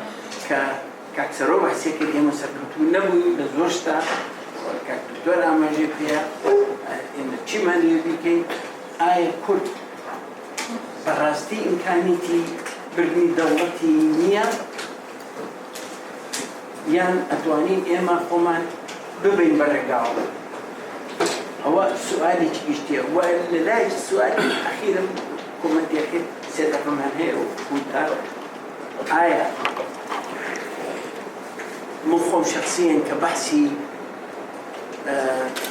شلوني خريطي تازي روشلاتنا والراس أما الراس ده يعني هرقسية برأي من رازمية هيش كنا قرر أوي كهي أم خريطي كبحثي كان وأوي إسرائيل زخط لسر أم دولتانا بكا بين سر اتفاقي إبراهيمي وإسرائيل بارازرابي وإسرائيل ببيبا أو دولتي كحمو تعاملي لقلاها كان لبر أو أجر هاد من سرختك هيش خريطي ناقرر ولو أني وكو كاكسرو برك كان زيادة بقوة بن بو أوي أم دولتانا كان بمركزيتي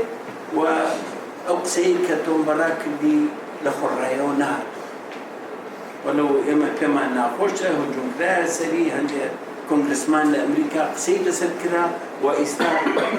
كان جاء توقيع كوكرا وتوانا راو وسركي ترامب كتوم براك قرر بيجي كردي أصل سوريا كردي سوريا کەڵەن کوردی دروزە خۆی لە ئەسڵا دروزەکانیش کوردن لە ئەسڵا بکرێ بە نوێنەری چووکە زمانەکە ئەزانێت کەلتورەکە ئەزانێت ئەو بکرێ بەوە بەڕێی من ئەوە هەنگاوێکە بەڵام ئەبێ خۆمان چۆن تاریفکەین چۆن بناسین ئەوە بێن دەستخۆش دکتۆر ساوان دکتۆر ڕەشاد لە خزمەتتان کوڕەکان کاتە دەستخۆش بۆ هەردوو بەڕێزان بۆ بابەتە بابەتە ناخۆشە باسی قەیرانەکان ڕەکعانە باش بەڕاستی مەسەلەی قەیران لە هەموو وڵات لە هەموو دەوڵەتێکی فرە ئێتنیک قەیران هەیە تەنانەت لە ئەوروپاش ئەوە ئیسپانیا ئەوە بریتانیا ئەوە فەڕەنسا مەسەلەی نەتەوەیی قەیراناویە لە هەموو دەوڵەتێک ئێرەش بۆیە ئەگەر مەسەلەکە قەیرانی نەتەوەییە ئەو ئاساییە و هەردەبی وایە چونکە مۆزوع دابەشکردنی دەسەڵات و دابەشکردنی دەوڵەت بینیمان لە ئیسپانیا لە باشەڕۆنە چی ڕوویدا لە اسکۆتلاندا چی ڕوویدا لە ئێمە لە 2017 چی ڕوویدا جا بۆیە ئاساییە ئەگەر لەسەر ئەو ئەساس بەڵام مۆزوع کولتورە پێشکەوتنی کولتور ئاستی کولتوری ئەو دوو میلەتانە ئەو چەند میلەتانە ئاستی قەیرانەکە دیاری دەکەن تا چەند تا چەند لەسەر خۆ هێنانە و پاشیانە دەوێت ئێمە چونکە کولتوری تند و تیژیمان هەیە کولتوری ژیانێکی پێکەوەیمان ئەوەندە بەهێز نییە و ئینتیمای توندمان هەیە ئینتیمای تەسک و توندمان هەیە بۆ ئێتنیک بۆ تایفە بۆ ئاین بۆ ئەوە هەموو ئەوە وەدەکات کە قەیرانەکانمان تند و تیژتر بن و مؤثرتریش بن بۆیە ناگەینە هەر ئەو کولتورەش بووە کولتوری ئێمە ئاستی پێشکەوتنی کولتوری ئێمە کە ئێمە ڕازی بین لە دەستورە ئاستی ڕۆشنبیریمان وای کرد کە لە دەستورە ڕازی بین بە بچینە ناو سیستەمێک تیادا هەمیشە کەمی نەبین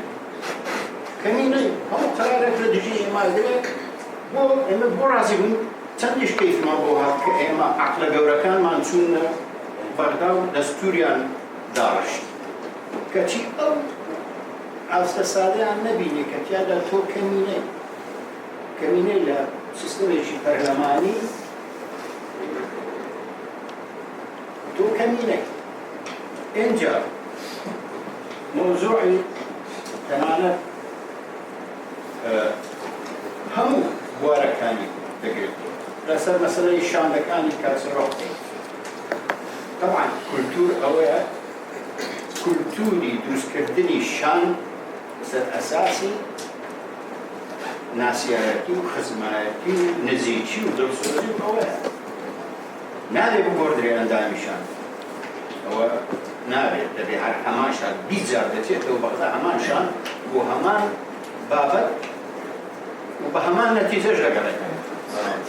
ئەوە کولتوری ئێمەیە کە ئەو جۆرە نەوع سیاسەتە دەکەن نازانم لە سەنتەرەکانی توێژینەوە لە ئەکادمیەکان لە زانکۆکان کەم بایەخ بە پێشکەوتنی کولتوری دەن کاکە قەیرانەکانی ئێمە دواکەوتووی ئێمە لە کولتوردایە کولتورمان پێش بکەوێت ئەو جا ئەوی دەیەوێت بڵێ چۆن پێش دەکرێت ئەو یەک دنیا شت نووسرا دەبا ڕەچاویان کەین بڕک پێش بکەوێن بۆ ئەوەی ئاستی بیرکردنەوەمان بڕک ئینتەرنێتمان خوب گۆڕێ و پێش بکەوێت ئەوە قەیرانە سەرچێکەیە قەیرانی کولتور زۆر سوپاس دکتۆر مامۆستا خەلیفە دەستان خۆش بابەتێکی تا بڵێ گرنگە و مەسئولیەتێکی گەورەیەش دەستێوانی هەموومان چەند کۆڵتر بچین و چەند کاتی زۆرتر بدەینێ و ئەوە ئەکەمە پرسیارێکم هەیە لە هەردووکتان کێ زیاتر مەسئولکەوە باسی دەوڵەتی نەتەوەیی ئایا دەوڵەتی نەتەوەیی وەکو فکرە و تەطبیق وەکو حتى فلسفة إنتاج ديمقراطية كردية إنتاج عدالة كردية توانية فعلا أو هوية وطنية درست بكات الشوازك عام ما يكفي عنواني إيمالي بابتك در هاوشتكاني خيراني بردوامكاني كردستان زياتر جناب الدكتور تو برو بغداد شوي مشاكله هم راست الموايا والله عنوانك احتمال زورت لسر كردستان چند دواي سرو جناب الأخير هذا مسألة والله قلتري بويستوى زوي مفاوضاتي إما كشك زوج دولة استابتشي بلي بعمل في مفاوضات بيني ودراسة كنية چونكو هموجا تكتيكي مقاصدي وقتي بود چون وزارات شو طارم أو شتي جذري واستراتيجي وبلي قناع بندي وأولويات وجدولة ومفاوضات إمانة نقطة يعني قيرانا كان يخوما دست بكين للذهنية يحكم لعقلية أو عقلية قراوة أن بو عقلية استثارية احتمال عقلي مليش نعم يعني باسي محددنا عقلي حكمران لكردستان أو ذهنية أتواني نمونة إنتاج بك أما يكن دو وكون نمونة هي حزب دا صلاة حكمراني نمطي حزبي خوما شونا وشوني نتواني معنا أو انقسامي داخلي سياسي للايمة وحكمراني ودوزون وأوانا تواني معنا درب چين آن هولك هي آن نيازك هي كشتك هي كقيراني هر جورة وأمانة أو دوستکانی ایمه که باسی تاریخش کرد نظام و قصه اتاتورک چند راست دقیق درسته طبعا خلقی زوری کردیه و استا دوستکانی ایمه که دفاعه که زوریا لایمه دکر پیشتر زورش محظوظ بوی فرصتی زورش لبردوی ایمه هبو ولی فعلا نمانتوانیه او نمونه تقدیم بکن قيرانا كان من باسنا كان بلام يكش آية قيادة سياسي إخوما اعتراف بو قيرانا ندكر ويكم شدة باعترافي بكي تام معالجة مراجعة بكي ومعالجة بكي شارسازي وشارسري يعني بدوزي إما تا 2014 يعني هلا 2003 2005 دواء دستور تا 2014 صانع الملول ل 2014 لوي دست بكرا يعني استغناء لكل همو شديش لهولير أو وبرنامج حكومي ليرة دادا بلام كا أو شتاني يعني حلول جذري وخومان مشاكل خومان لكن شاركوا وين بقى عن نفط قصة زورة زور سباس زور سپاس ما مستقل أوري خافر بس أعلم بمجال بمجال بدينا الله يعمل بارزان بس خشيت براستي كان دقرين عند خمار كذا نالبولي كمان بارزان تنباسي كين براستي بسروا عايكم عند المثلين بلام قريتي يقولوا چون باید قسمت تفسیر کنم. چون که جو بار کل هستی با کردوا که پرارز دفته هرچند لمیجوده نبیهی مانه کل تنتارو ماشه بکار هاتوا و هر کاتب دولت زدیزکان یا دولتانی ایشان بی بوا بکاریان هنا بلام لکاتی دستکردنی که پرارز کراو. اما اومان لم أزمني خومان أم أزمني سيسالي خومان دوباره بنيوا هرو فرزان دنيا لدو هزارو تواردوا دوباره دوای أوي كعراق خوي بجس كردوا دوای أوي كحكومة كيدام زرندو دوای أوي كيما زندوجبا لأنه نراني خومان نازلوا ببغداد لحكومة بجداري مانكر لبرلمان بجداري مانكر والله بدا خوا دووبارە هەستمان بۆ کردەوە کە ئێمە ماشکردارە بەکار هاتوینەتەوە و ئەو شتە ئەمەندە گەورەیە ئەم قەزیە ئەوەندە گەورەیە بەڕای من ئەمە نابێت لە شوێنێکی ئەوە چەندە دەستخۆشی لە کاکسەرۆ دەکەم کامەی و ڕژاندووە ئەمە طبعاً دەستپێکی بۆ هەنگاوێکە بۆ هەنگاوی گەورەتر ئینشاءڵڵا من داواکاری لەو بەڕێزان دەکەم کە لێرە گۆڕ و کۆنفرانسی زۆر گەورەی لەسەر بکرێت کاکە ئەمە قەزەی بوون و نەبوونی کوردە هەموو کورد لە هەر چوار پارچەکە چاویان لەم ئەزمونەیە ئەم ئەزمونەش هەموو قەوڵێک دەدرێت ئەوەی کە دەیبینین هەر زۆر کەمە لە تا ئەوەی کە بۆیان داڕشتین بۆ ئەوەی کە نەمێن قەزەی بوونی نەبوونی شناسی بوون نەبوونی شناسی کوردە ئایا کورد ئەم جارە خوا نەخواستە ئینشاءڵڵا ناگاتەوە حەدە بەڵام من ترسم لەوە هەیە کاکە لە 2003ەوە 55 مادەی دەستوری من هەمیشە ئەوم کردەوە دێڵمەوە لە هەموو قۆڵ کۆبنەوەیکیش 55 مادەی دەستوری پێشێل کراوە ڕاگیراوە کە لە پێشەوەندی کوردە ئەگەر ئێمە شەڕی گەورەمان بکردا هەندە خۆشباوەڕ نەبووینایە بۆ ئەو 55 مادەی باوەڕ بکە ئێستا ئەمە بووینە دەدا چونکە ڕاستە بەڵێتێک دێرە باسیەوەی کرد کە سەرکردەکانمان چوون بەڵام وەکو کەسی دووەم خۆیان بینی وەکو نەتەوەی دووەم خۆیان بینی کاکە گیان با ئەو وەکو نەتەوەی دووەمیش بە ئەم 55 مادەیە جێبەجێ بکرایە قی رووسیا لە شتەکانی کرد خۆ ئێستا ئێمە ئەو نەدەگەیشتینە ئەم حەدەی ئێستا دوام لەگەڵ ڕێزم بۆ ئەوانەی کە دەنێرێنە بەغدا بە جددی کوا وەرە بیانێنن جارە باوانەیان خۆ محاکەمە بکرێن وەرە کاکە تۆ چیت کرد توێ بەغدا لەگەڵ ڕێزم بۆ باشەکان دووبارە دێڵەوە من باسی ئەوانە ناکەم کە باش بوون لە نیەتێکی دڵسۆزانی کوردانە چون شۆیان بۆ کورد کرد بەڵام زۆربەیان چون لێ تیجارەتیان کرد کاکە بۆ دەست لەسەر برینەکاندان نین لە ئێستا خراپتر هەیە وەزعەکان کاکە لە دوێنێ لە مانگێکە بەتەمان متەبنێرن خەڵکی تاوەڕێ برسیکردن دەزانی واتای چی چەند ساڵە برسیکردنی مافەکانمان بووین کە ئەگەر بۆ مافەکانمان هەوڵمان بدایە ئێستا زمان برسی نەدەکراوەوە ئەم نەتەوەی ئەوای لێرە دەهاتە دەستی داگیرکەرانەوە و ئێران تورکیا عێراق و هەموویان عەرەب و فارس نەفسی فکرە و نەفسی بۆ چونیان هەیە بەرامبەر گەلی کورد بەخوا یەکێکیان هەرچی بکا بەرامبەر کورد ئەوەی تریاکەتی دەدات عسکەریە و کوردیە بە هەموو شێوەیە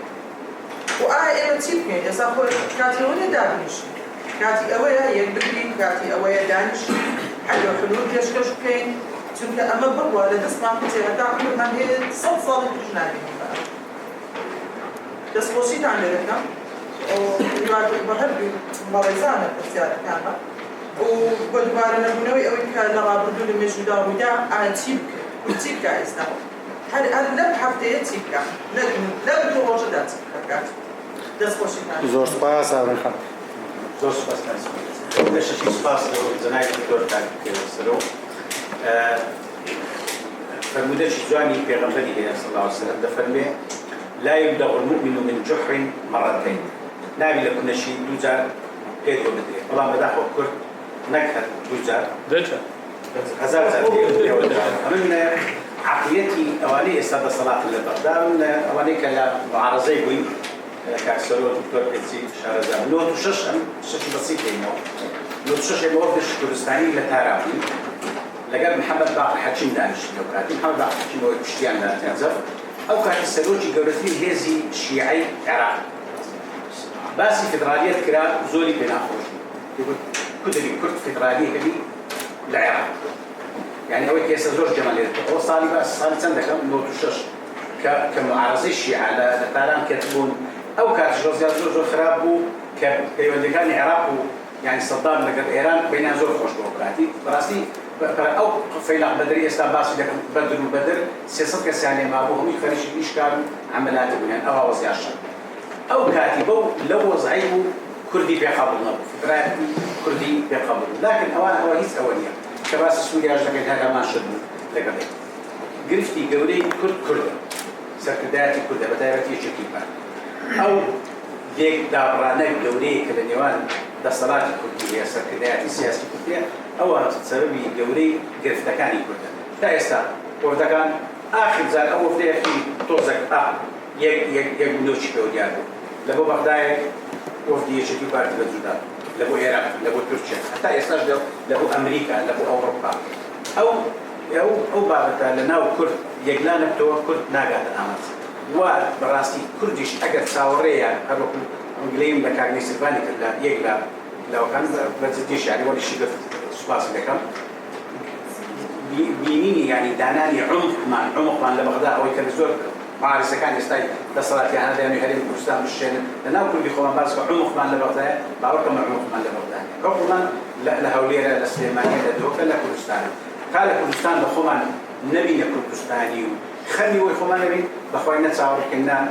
نترام نيران نتوشيا نكس نبغداد ندوست ما نبي بخوان دوزي ويقف تجورة كان صار سني قف كان لهوليره لكردستان تا لني حكومة كان كسروا أو قلفتان صار سنة كين نبغدا رئيس الدقني نتارا رئيس الدقني نواشنطن رئيس الدقني نيجي ضافة رئيس الدقني زور بس زۆر سپاس تەنوزات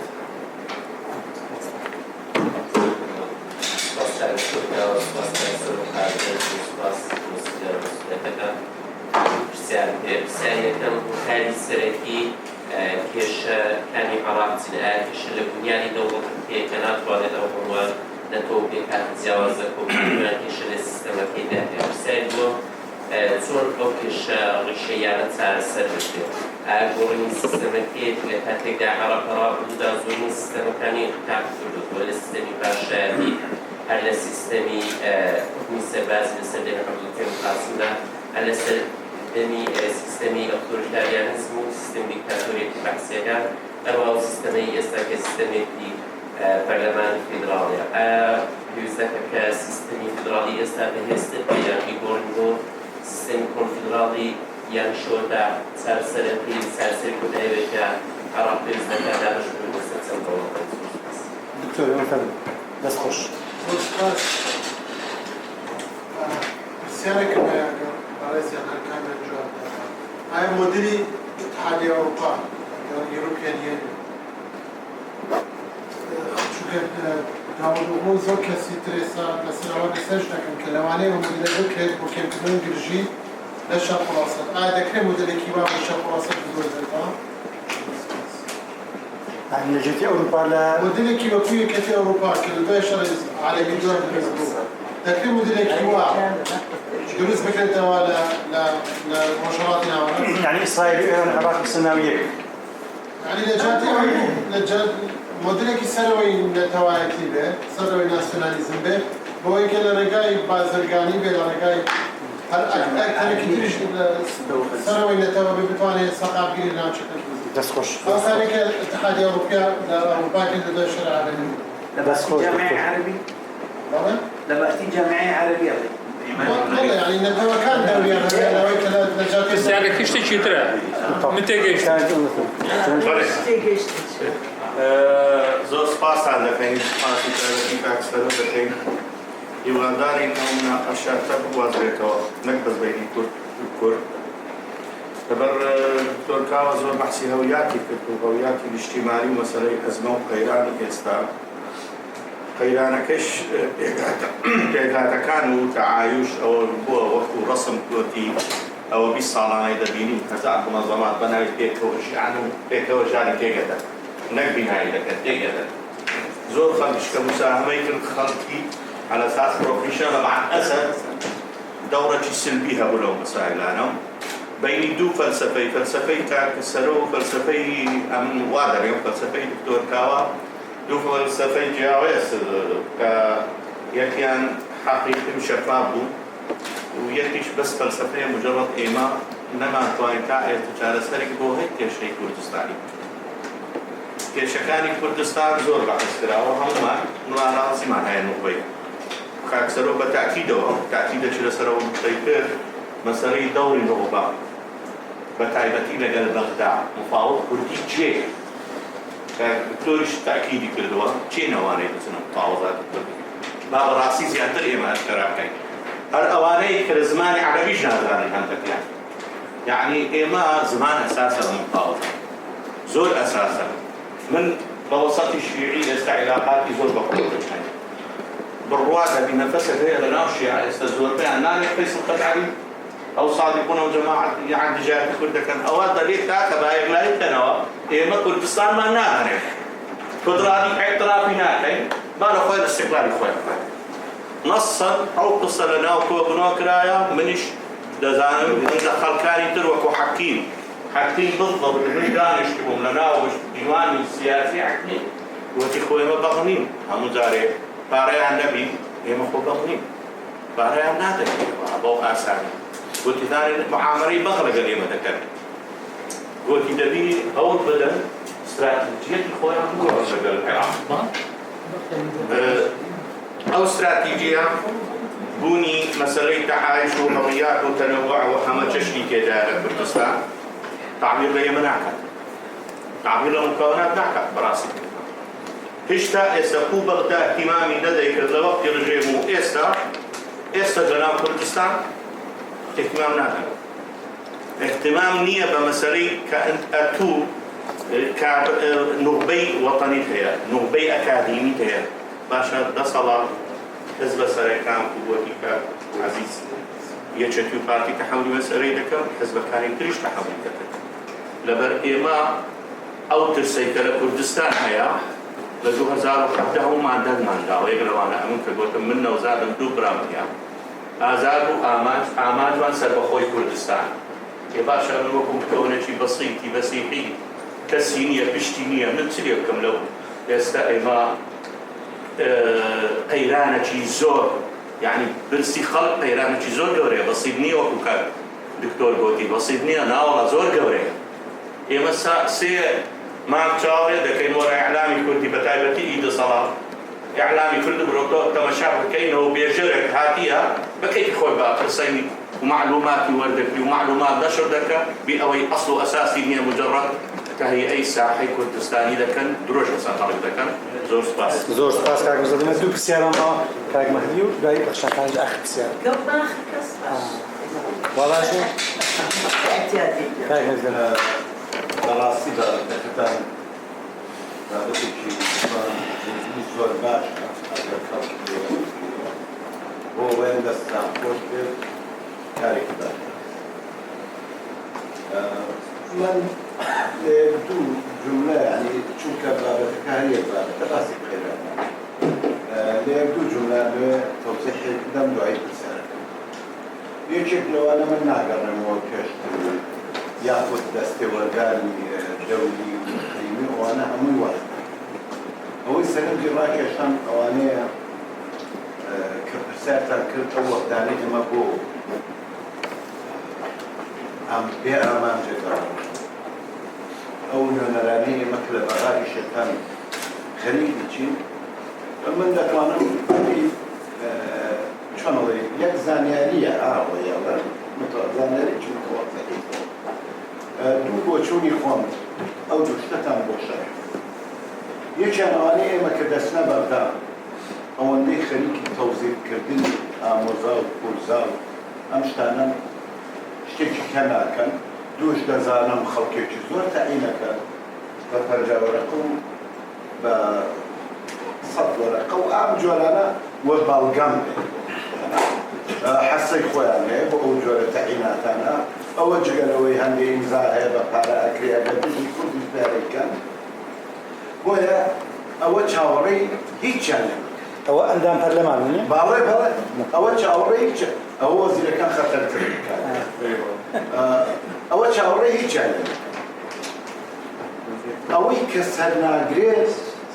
فەعلەن کات سەرۆ بڕوا بکە ئەو ئیشەی ئەوان بۆی چوونە شتێکی استراتیژی نییە تەنیا ئەوەیە ئەرێموچەکەمان ئەرێموچەکەمان وەرە پێم بڵێ کام بەڵێ ئیستثمار کام بابەتی لە کام چەندجە لەسەر مادەی 140 و گەڕانەوەی ناوچە داڕێنەکە داڕاوەکان و ئەم مەشاکلە استراتیژیانەی کە وەکو نەتەوەییە قسەکراوە نەچوونە بۆ شتان ئەمە هەموو جەلسەکان منجەرتەکانمان مەسەلەکە پارێ ئەوە بۆیە ئەوەی کە دەشینێرن ئەوانەی دەشێنێرن گرنگ نییە من بم تۆ بیسوازی چکە ئیشەکە معەیەنە هیچ عەلمێکی تێدا نیە بڕۆ ئەوەندەیە بیهێنەوە ئەگەر هەبوو قسەیەکی لێ دەکەین و بە تەلەفۆن مشکلەکە حەل ئەمە قەزێت بەڵام پرسیارە جدیەکەی من فعلا هاوڕێکاوە باسی دەوڵەتی نەتەوەیی کرد و جەنابشت بەس لەوە کە عێراق پێکهاتەیەکی لە ئەزەلەوە پێکهاتێکی دروست نبووە. خۆ زۆربەی دەوڵەتەکانی دنیا لە ئەزەلەوە پێکاتەکانیان لە پێکاتێکی خراپە دوێکێک لە وڵاتە کە ئیمڕۆ دەسەڵاتی بەسەر هەموو جیهانە ئەگەر وڵاتی ئەمریکایە کە لەسەر ئەساسی خوێن دروست بەڵام ئێمە من پێم وایە کێشەی وعیمان هەیە کێشەی نائاگاییمان هەیە عەرەب لە ئێمە بێئەقڵتر ئێمە لە عەرەب بێئەقڵتر یعنی ناتوانین تەعایش بکەین بەیەکەوە وە کێشەکەش بەس ئەوە نییە دەوڵەتەکە نوێی بێ یاخۆت دەوڵەتێکی مەدەنی نازانم ناوێکی لێنە ئێمە من پێم وایە ئەمەمان بۆ ناکرێت ئایا ئێوە پێتان وایە کوردستان بتوانێت لە دەرەوە هەموو مەعادلە سیاسیەکان بۆ دەستێوەردار بتوانێت بگات بە نەتیجێ خۆی پرمەت بۆ خۆی بگەڕێنێتەوە چونکە هەر کەسە قیمەتی خۆی قیمەتی هەر نەتەوێ سعرێکی ئێمە هەستەکەم لەم عەقیدە دەرکەوت ئێمە زۆر بەداخوازم زۆر هەرزان زۆر سپاس کاک مەحموود زۆر سپاس بەخشان خان ئاخر پرسیار و ئەم بەر زۆر گەرم وەرە قسە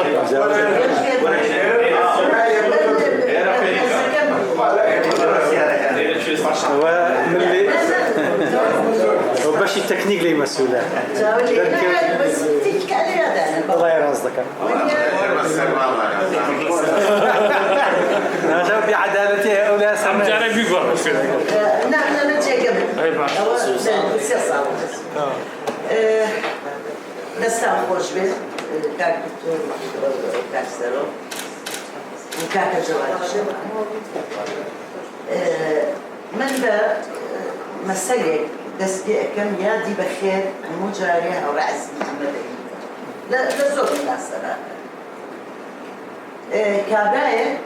کوڕەکانی هاتن وتیان بابە مریشکەکەیان بردووی هەموو زۆر بەدانستەکان وتی بڕۆن بیهێنەوە کەڵە شێرە مریشکە پاش هەفتەیەک وتی بابە مەڕەکەیان بردووی وتی بڕۆن مریشکەکە بێنەوە ئەتا دەی ماگەیان بردووی لە ئاخری دوایەتی خوشکەکەیان بردووی وتی بڕۆن مریشکەکە بێنەوە ئێمە لە تازە دەستور کرا فترەیەکی کەم باس لە ئەو مادامە کرا کە علاقەی بە کورد و مافی کوردەوەیە و مادەی 140 لاخری بیر چۆوە چەند ساڵ باس نەکرا ئێستا بیرمان کەوتۆتەوە کە یعنی بۆیە من بەچی زۆرن بەڕاستی کاکە جەواد پێم وایە ئەو شکالیەتە بنیەوەی کە دکتۆر کاوە باسی کرد لە دروستکردنی عێراقا بە مەرکەزیەتێکی زۆر تۆنگ دایان مەزران بۆ ئەوەی هەموو بەیەکەوە بلکێنن هەر چۆنێک بێت چونکە بە ئەساس یەکێکیان لە دەرەوە هێناکردیان بە مەلی کورد لە وەزعێکا بۆ دادوایی ئەوە مەوزوعەکەم نییە ئەڵێن ئەمە فاکتەرێک بوو بۆ ئەوەی کۆمەڵگەی عێراقی بە کوردستانیشەوە کۆمەڵگەیەکی هەش بێ هەش شۆشەڵ یعنی ملاحەزە بفەرمی لە سات و سەردەمێکە شدر و شمێک زۆر بەها لە سات و سەردەمێکە ئێستا عێراق چی یعنی ڕەنگە زۆر بە متابعەی ئەوەکەن ڕسمەکان لە فەیسبوک هەفتاکان و لە زۆر بوارە یعنی بەعزە ئەساسێک نییە و لەبەر لە گشت ئەساسی وەتەنیە ئاواتی ئەوە زۆر زەحمەتە هەموو وازان بیستوتانە کابرای پەرلەمانتار ئەڵێ عێراق میزایناوە لەبەرەوە من هیچ ژنین بە عێراق ناکەم ئێران کچێک مڕەشەحە ڕەسمی هینەکان ئاخوندەکانی ئێرانیانەوە یعنی شعوری هاوڵاتی بوون بەداخەوە ئاوایە لە کوردستان وانە بوو بەڵام ئەنجا مەبەستم هەڵگری کۆمەڵایەتی کە دکتۆر کاوە باسی کرد بەداخەوە ئەوانە هەڵگری کۆمەڵایەتی گفتوگۆکانمان بۆچی سەر ناگرێت کاکسەرۆ باسی کرد ئایا لە یعنی شەڕەکانمان شەڕی منەڵێم کەمترین وەرکی شەڕی نیشتیمانی بەڕاست شەڕی نیشتیمانی خەڵک بە ڕادەیەک تووشی ناومێدی بووە تووشی نەوعێک لە ئینفیکاک بووە لە وڵاتەکەی لە نیشتیمانەکەی يعني تو صراعت حتى أجر معارضة به أجر خلقي آسايي به برا للحكومات لولا برا فرنيا لنشتمان داخل ما بتايتي جنسة وين جاتو خيكة تشي نتخيل داخل مو انفكاك بين الاجتماع انت براسي أسباب الزورة لو أنا بس استافي بخاطر من لو زيادة الرنز بان الله كبعد رانتيا ما زالت تشيكا سياستي نيو دولتي خوي لا تخبط عليها تخبط لا ذلك يعني بالله لا تخبط عليها سيركي مشاريع يعني هي مو منطقة كذا تاعي منطقة شرقية أوسط بل يقع كون لبرو الروجي اهتمام بكرد مثلا لسوريا روجاوات شن اهتمامات يعني روجي كيكية دبي بقرينا وبو لاي أحمد شرعو جولاني بلاد الشام والله أحمد شرعو جولاني أو بالنسبة كردستاني عراق مصالحي خويانا أو يكدرونا كان ليا مصالحي أمريكية أو لو تنازلتي خواردنيا جويني أو كابرايك وزير خارجية رزيلي كديا دلي السودان رزيلي كديا على راستا والله علي كم خوين لو هيك عاوز على افتراء ناسا أنا مشكلة بسرعة بيان سفاري أمريكي لا بغداد كيلو بيانك نصيبينك تخشى هيك دقيقة والله أزايتي أنا نوصل السبب فالتبوالي الشاب من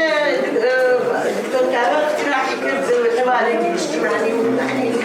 لقالي بلان بيوم وايا تا أو أبيت بأنجور دانشنا لباتي ويبسكت ساكين ديرا بخلق بجدار بيت إما وفدكان وإيشكان وتقركان هتا إستا كم وايا بشكي زوري سياسي كانش نازل بو گفتوگۆنا سەرنا گرێ بۆ نابێ شەفافیت نییە ئەو وەفدانەی ئەڕۆن ویان ئەگەر هەموو سەریمانەکە پێنج شەش وەفد لەبەرایە یەکەوە باسی چیان کرد ئەوە نییە دەبا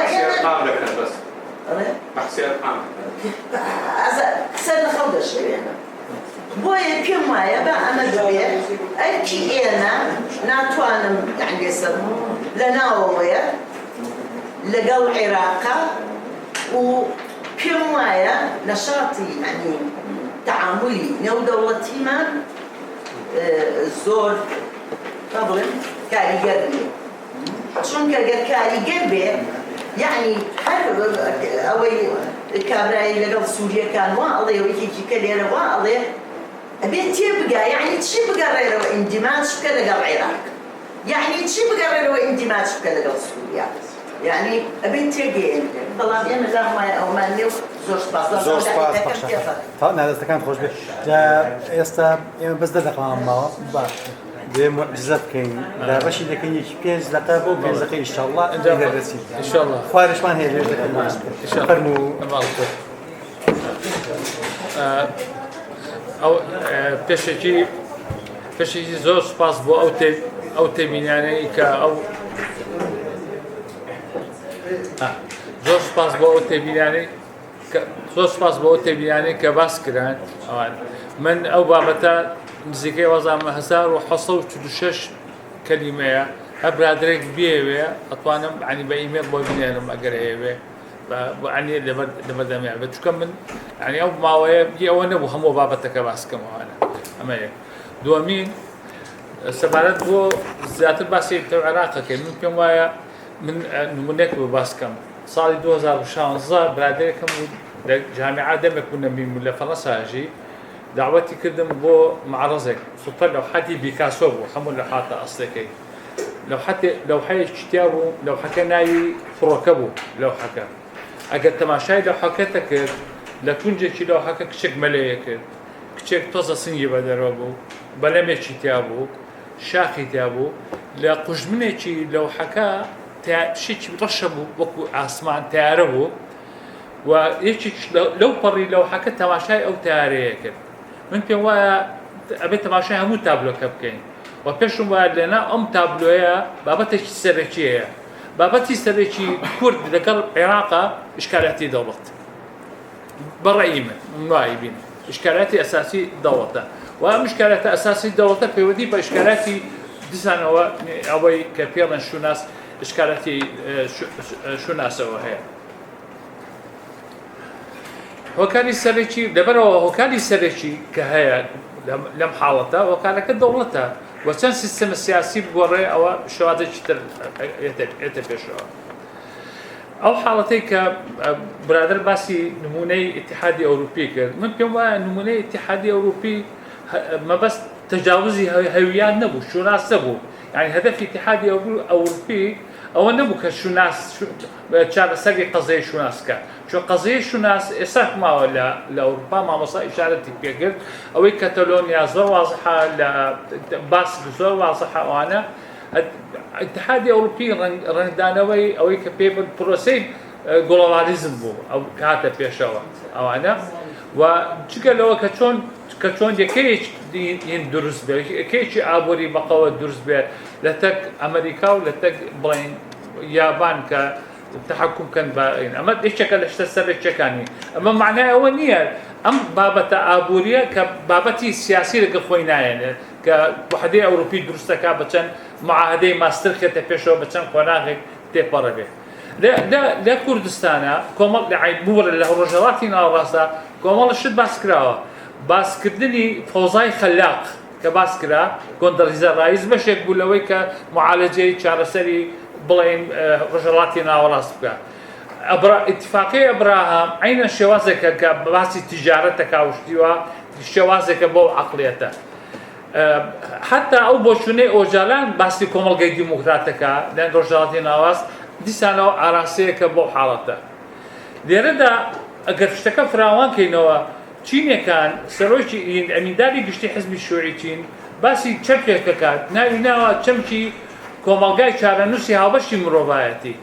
بلام كومالگاي چارنوسي هاوبشي مروفايتي لسر اساسي تكافؤ درست به او تكافؤي بكاتكان نك تكافؤ نبي تو چاوري او وحده درست به وانا لبروا حتاكو إرادي جلان لرجالاتي ناوراست أو جلان التعبير لإرادي خويا نكن بارزي خويا تناطني عسايش وأمني رجالاتي ناوراست جبه وناشكر تنانت أو يكبرن تنمية هاوش كشبداني هاوش لرجالاتي ناوراست جبه وأنا أماش بيوندي بوانية أو حالته ويك كالتور شيء بيكوجياني هاوشية كالتوري بيكوجياني هاوباش او كاتا درست به كيكسانك درست به بشويشي نظامي درست به رنگ داتو لا كالتورك اما وكو سيستم سياسي لكردستان معنيه او كالتور درست بلام توناتو ان تحكم كي العراق او كالتور درست به ده بشكاني تري عراق بوي او كالتور بيكوجياني هاوباش درست به وانا دصلاتي عراق بونونا باوري بفدراليتي في ماي باوري بفدراليتي تاع مامالي لقر فدراليتي كردو وكو امري واقع وكو ويك هاتو فرز بوا دستور كاتبشو ام دستور شي مساومه حتى تنا توانن بلم او خلقي كالعراق جي خوي او دستوري درست كردوا دستوري قانوني اساسي عراق صار 1925 بريطانيا بو درست كردوا دستوري اخر دستور 2025 تو تماشا 25 ديسانو بريتيا لا جورك لمساومه كدني ايران وامريكا ام دستورات تكشوا وام دستور خوي مشكله بابوشوني من برياني دستور كوتاي هاتنا بفدراليه كوتاي هاتنا بعمليه سياسي كدولتك درست بلا اساسي ديمقراطي توافقي اما اشكالاتي دستوره لبرو او دستوره معالجه او وضعناك وانا واقر راي من برسي اوي كبيرن بروسيس سياسي العراق 2006 بكردو اوي بيرن فيدرالي او كودايه هدوا وحالتك هاتو تبشو حالتي امر الواقع شلون معامله اكريل لبين اوي كايبينين اما ناحيه قانوني تماشاكي او شتي ترى لو حالته ام دسانه لو اويك وضعي العراق بيوندي بهمو اشكالياته هي يك وضعي كردستان بيوندي بويا دسانه بالنسبه لدولتي مفهومي دولتي قوميه اويك بسالكي دسانه ناكله بتسجيل تماشاكي مثلا كمان يتو بتشويش مجرد شيء بين ناي دولتي قومية أم دولة قومية معناها ويا ما دام دولتي قومية عدالة درستكا يعني إحسانية درستكا اشتوانات في الشغل لو حالة ده دولتي قومي لمرحلة شيء ميجوي برسندني سيستم سياسي نيو دولتي بتابتي دواي اتفاقية ويستفاليا دواي أوبران كارياني كرا لأوروبا حالتي دولتي قومي حتى في الشغل ورندانوي برسندني سرمایه داری بوانا مشكلتي ام ناوچها ام دولتها مستورد هاتتو بيشو يعني خوي درسي دا كردوا نشأتي دولات بونون لحمو عالمها بيك اسانه رشدوا يعني بونونا تو تماشاكي نشأتي دولة كيوندي بشكل لما تسيتا فيلا نمطي انتاج او يكمل قناعة بيتي نمطي انتاجي اسيوي دولتي قومي بعقليتي اوروباي درست نكردوها نمطي انتاجي اسيوي شوازي دولتي درست او كلا او روسيا جوازها لدولتي قومي او كلا لهين درست بوا كلا اوروبا درست بوا والله اما بروسي او عداله درست كا او شتي ترى تو بيكوجيان بيوستي بعدالتي كومالاتيا بيوستي بعلمانيتيا بيوستي بحرياتيا بيوستي او بشوازي تشتر براني تأوي كبيرة الشرعيات أو الشرعية بين متبانا لخبر برجيرة الشرعية بس نذكر السنة ودي سنة هل أو انتخابات نية أو أنا أو الدجانينا أو شرعية بيمدي لحد حالتك بيمدي ويا كشان أو كم متباني بدصلاتك هي شلون أم متباني ورقية أما الشرعية حقيقية كبيوكوتم بيمدي بمتباني وهي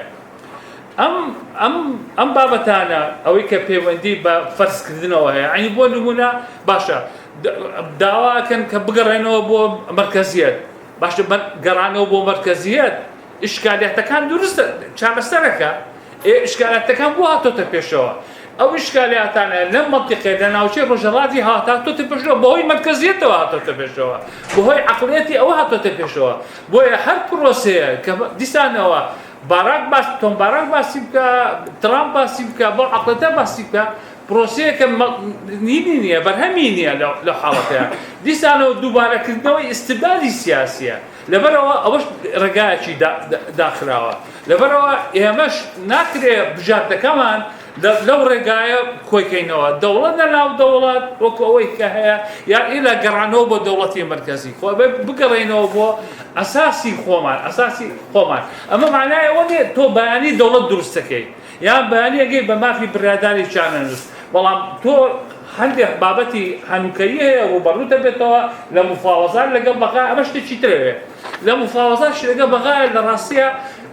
بيما عنده شد برأيي من لو أنا شغلتهم شو كرايا ده رجاي لويك شيء بمفاوضات لبقى بونمون عربي نازاني بيوانية أو اشتكن أو بشو كينوا اشتكن أو بشوشي نبي تماشاي بكينوا أنا بو أو بدانيك أشوفه بقى تا 2014 مؤثر بو أو بتر صانعي بلوكا بو 2014 صانعي بلوكنيا أما بيمدي بقوري توازنات السياسية وهي بيمدي بعقلتي أو دولتوي كدصلاتك دصلاتي أو دصلاتي تونيا لو حالتها يك دقيقة شمانية باش يك دقيقة راس فاصلك دقيقة خدي دريجة ديردا دولة برابرك كباوري بدولتي فيدرالية مشروع كان جوازه مشروعي إيمت جوازه أو مشروعي إيمت كداوي دولتي فيدرالية كريه إيما لا كردستان رنگدانه او توازناتيه كداوي دولتي فيدراليه كريه معناها وني ايش ارزوها هي رغباتها دبر والله مشروع كان جوازه ئەو نقطەیە کە باسەکرێت کورد توانایی نییە کە حکمی خۆی بکە من پێم وایە ئێمە باش نییە ئەوە دووبارە بگرێتەوە لە ڕاستیە کورد چی نقصانێکیە لەگەن نەتەوەکانی تری ناوچەکە بۆ هەموو ئەوە ڕێیە بۆ هەموو نەتەوە ئەوە توانای حکومڕانی هەیە بەس کورد توانای حکومڕانی خۆی نییەوانە من ئەمە گەر ململانیە هەیە ئەگەر ئەوەی کە هەیە لە بینی پارتی و یەکێتی ئەوەی کە عەقڵەتی مەفهومی سفری و ناوسفری تەعاملەکە ئەمە شتێکی ترە بەڵام ئەمە قەدەر نییە ئەگەر تەعاملکردن لەگەر ئەوەی کە کورد توانای حکومڕانی نییە ئەمە ئەکرێ بە قاعیدە بکە و ئەمە قەدەرێکە لە چارەی کورد نووسراوێ من پێم وایە ناکرێ ئێمە بەو شێوەیە تەعامل لەگەڵ ئەو بابەتە بکەین ئەمێنێتەوە ئێستا بە شێوەیەکی عەمەلی هەویەت تەجاوزی مەرکەزیەتی کردووە بۆ نمونە دروزەکانی سوێدە ڕوبەڕووی جێرەسای دەبنەوە دروزەکانی ئیسرائیل تەدەخلیان کرد کاکەش دروستەکانی ئیسرائیل هینەکەیان بڕی ناویچە حدودەکەیان بڕی و زەختیان لە ئیسرائیل کرد کە تەدەخل بکات ئەوانە لەبەرەوە هەویەت لەم مەنتیقەیە تەجاوزی حتا ئەم حدوداکە ئەم عەقڵیەتی قەومی عەرەبی و عەقڵیەتی نەتەوە باڵەدەستەکان بەو عەقڵەتە بیرەکەنەوە ئەوەڵان ڕازی نین بە ساکسبیکۆ چونکە ساکسبیکۆ ئەمەی دروست کردەوە دیسانەوە قبوڵ ناکە ساکسبیکۆش بگۆڕێ تۆ تەماشای ئەم دوو هینە بکە ئەم ازدواجیەتە بکە لەلایەکەوە ڕازی نییە بە ساکسبیکۆ غەدری لێ کردووە بەڵام لەلایەک ترشەوە قبوڵ نییە ساکسبیکۆش بگۆڕێ گۆڕین علاقەی بە ئیرادەی میلەتانەوە هەیە بەڕێی من بە ڕەشبینیەوە تەماشا ناکەم يعني لهمو حالتك ام ملتا مراجعي خوي بكاتوا قيادي سياسي ام ملتا حوارشي قورب بكاتوا ديالوجي اجتماعي بكاتوا اساس او تقييمي حكمراني خوي بكات تقييمي اداء خوي بكات لبغا من بيواي حمود درفته كان لبردمي ايمان كراوي دكتور كايا مع عدالتي تيايا برامبر بكرد زور شي تدايا برسياري استا اويا دەتوانین ئەم قاعیدەیە و ئەو قانونە بگۆڕێ کورد لە ساڵی 1991 هەتاوەکو کەیوان چوو یەک هەفتە نەیانهێژمێتەوە ئەگەر پشتیوانی نێودەوڵەتی نەبایە دەگەیشتینەوە خواکرد و قەندیل کێ وای لێ ئێمە کرد عێراق بەهێز بوو یان عێراقیان تێبەرداین و پێیان وتین دەبێت لە حەدی خۆتان بۆسن جاری دووەم لە دوای 2014 نەزانم 2016 بوو یان 15 بوو کورد کەرکووک و هەموو ناوچەکان بە حەویجەشی گرتەوە زیاتر و مووسڵیشی تقریبا هەموو گرت وەکو چۆن ئێستا لە ڕۆژاوای کوردستان قەسەد کورد سەرکردایەتی دەکەن و بەقەدەر هەموو سوننا پێی دەگوترێ حکومی کوردان لەوێ بەڵام ئەوە دەمێنێ ئێمەش وابوو ئەو ڕفراندۆمیشمان کرد زۆربەی هەرە زۆرینەی خەڵکی کوردستانی بڕیاریدا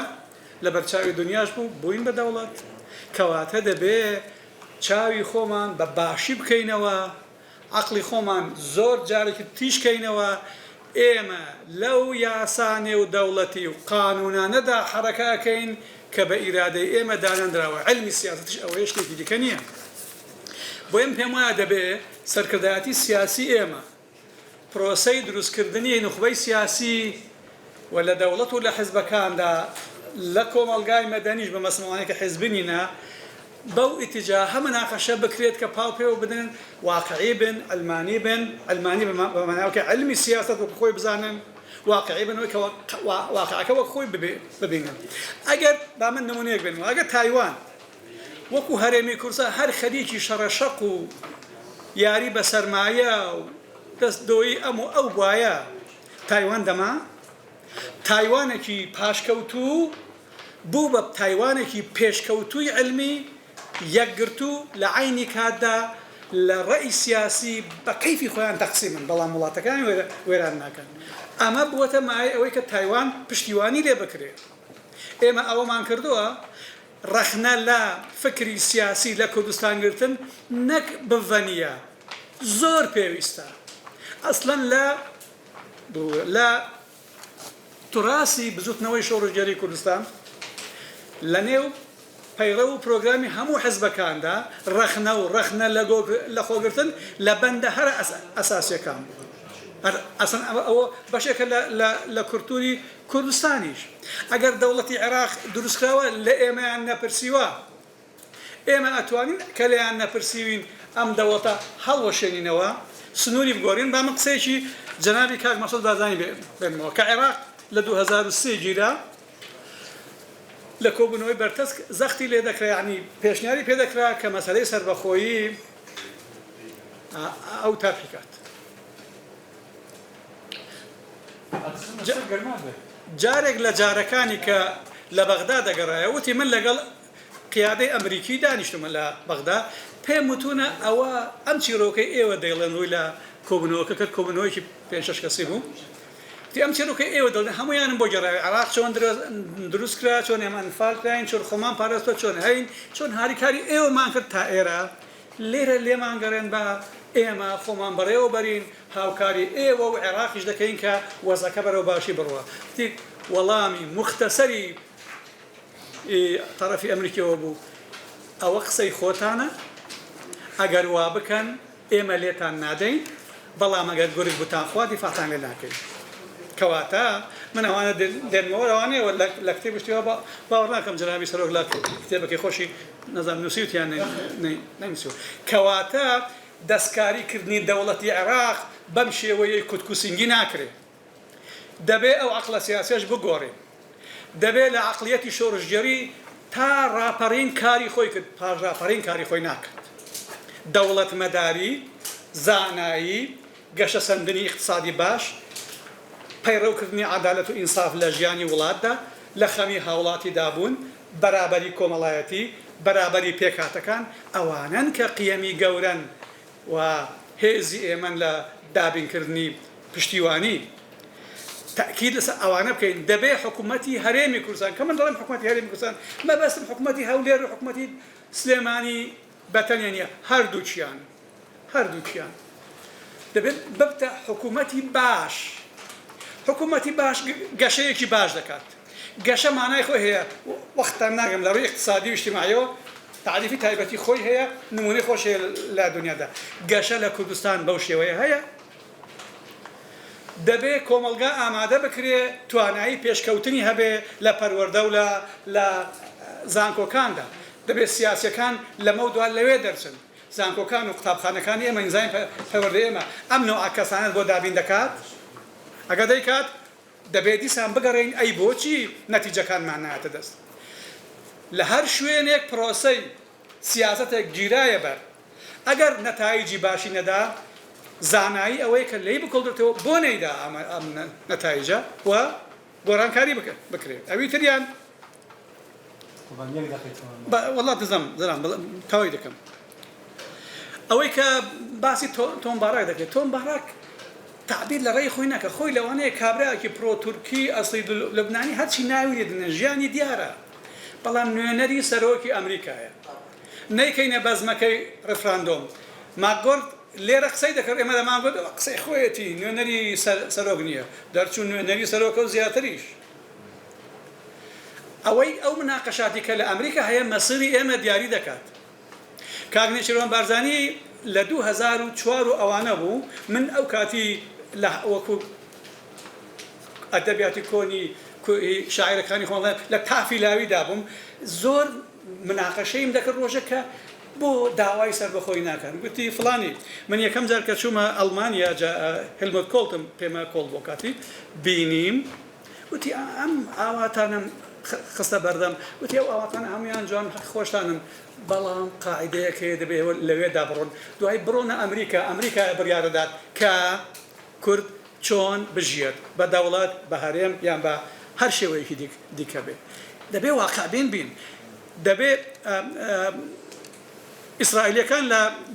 لە پێش ڕێفراندۆم دەریان دەبڕی لە پەرلەماندا لە ئەلامدا لە نووسیندا لە سەمیناری جیاجیادا دەیانگوت کورد بە میسالیات و بە ئایدیای خۆی حرەکە ناکات بۆ ڕێفراندۆم یان بۆ تەعامل لەگەڵ عێراق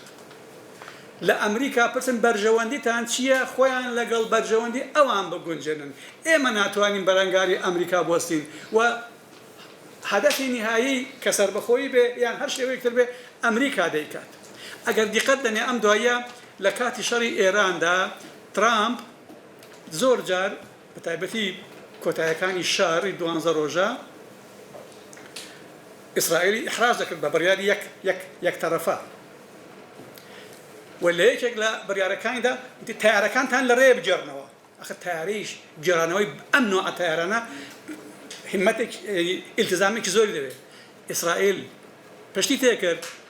یان جێبەجێ کرد جێبەجێیان کرد و هیچ ئینفعالێکیان بەرامبەر بە ئەمریکا نەکرد ئێمە لەو مەسەلەیە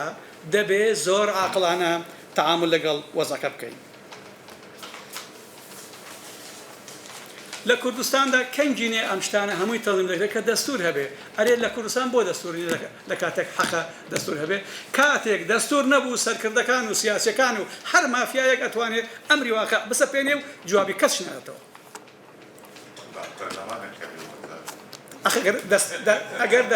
ئەگەر دەستور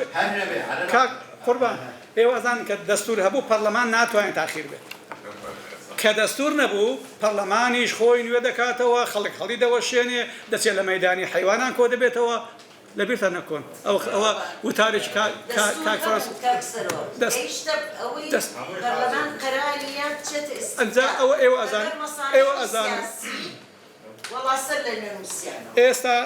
ئێستا ئەمانەی کە ڕێگای چارەسەر ناڵم چارەسەرەکە هەموو لە قسەکانی مندایە بەڵام زۆر گرنگە چاوی خۆمان باش بکەینەوە بزانین چارەسەری کێشەکانمان هەرێمێکی بەهێزی پێشکەوتوو عەقڵەکانی ئەگەر جملە ئەگەر دوو قسە ماوە هەرێمێکی پێشکەوتووی گەشە سەندوو کاتێکە کە عەقڵەکانی خۆی بەکار دەخات عەقڵەکانی خۆی دێنێتە پێشەوە تەفاهمی نیشتیمانی دروست دەکات واز لە شەڕە بۆ کەس دێنێت زۆر سپاس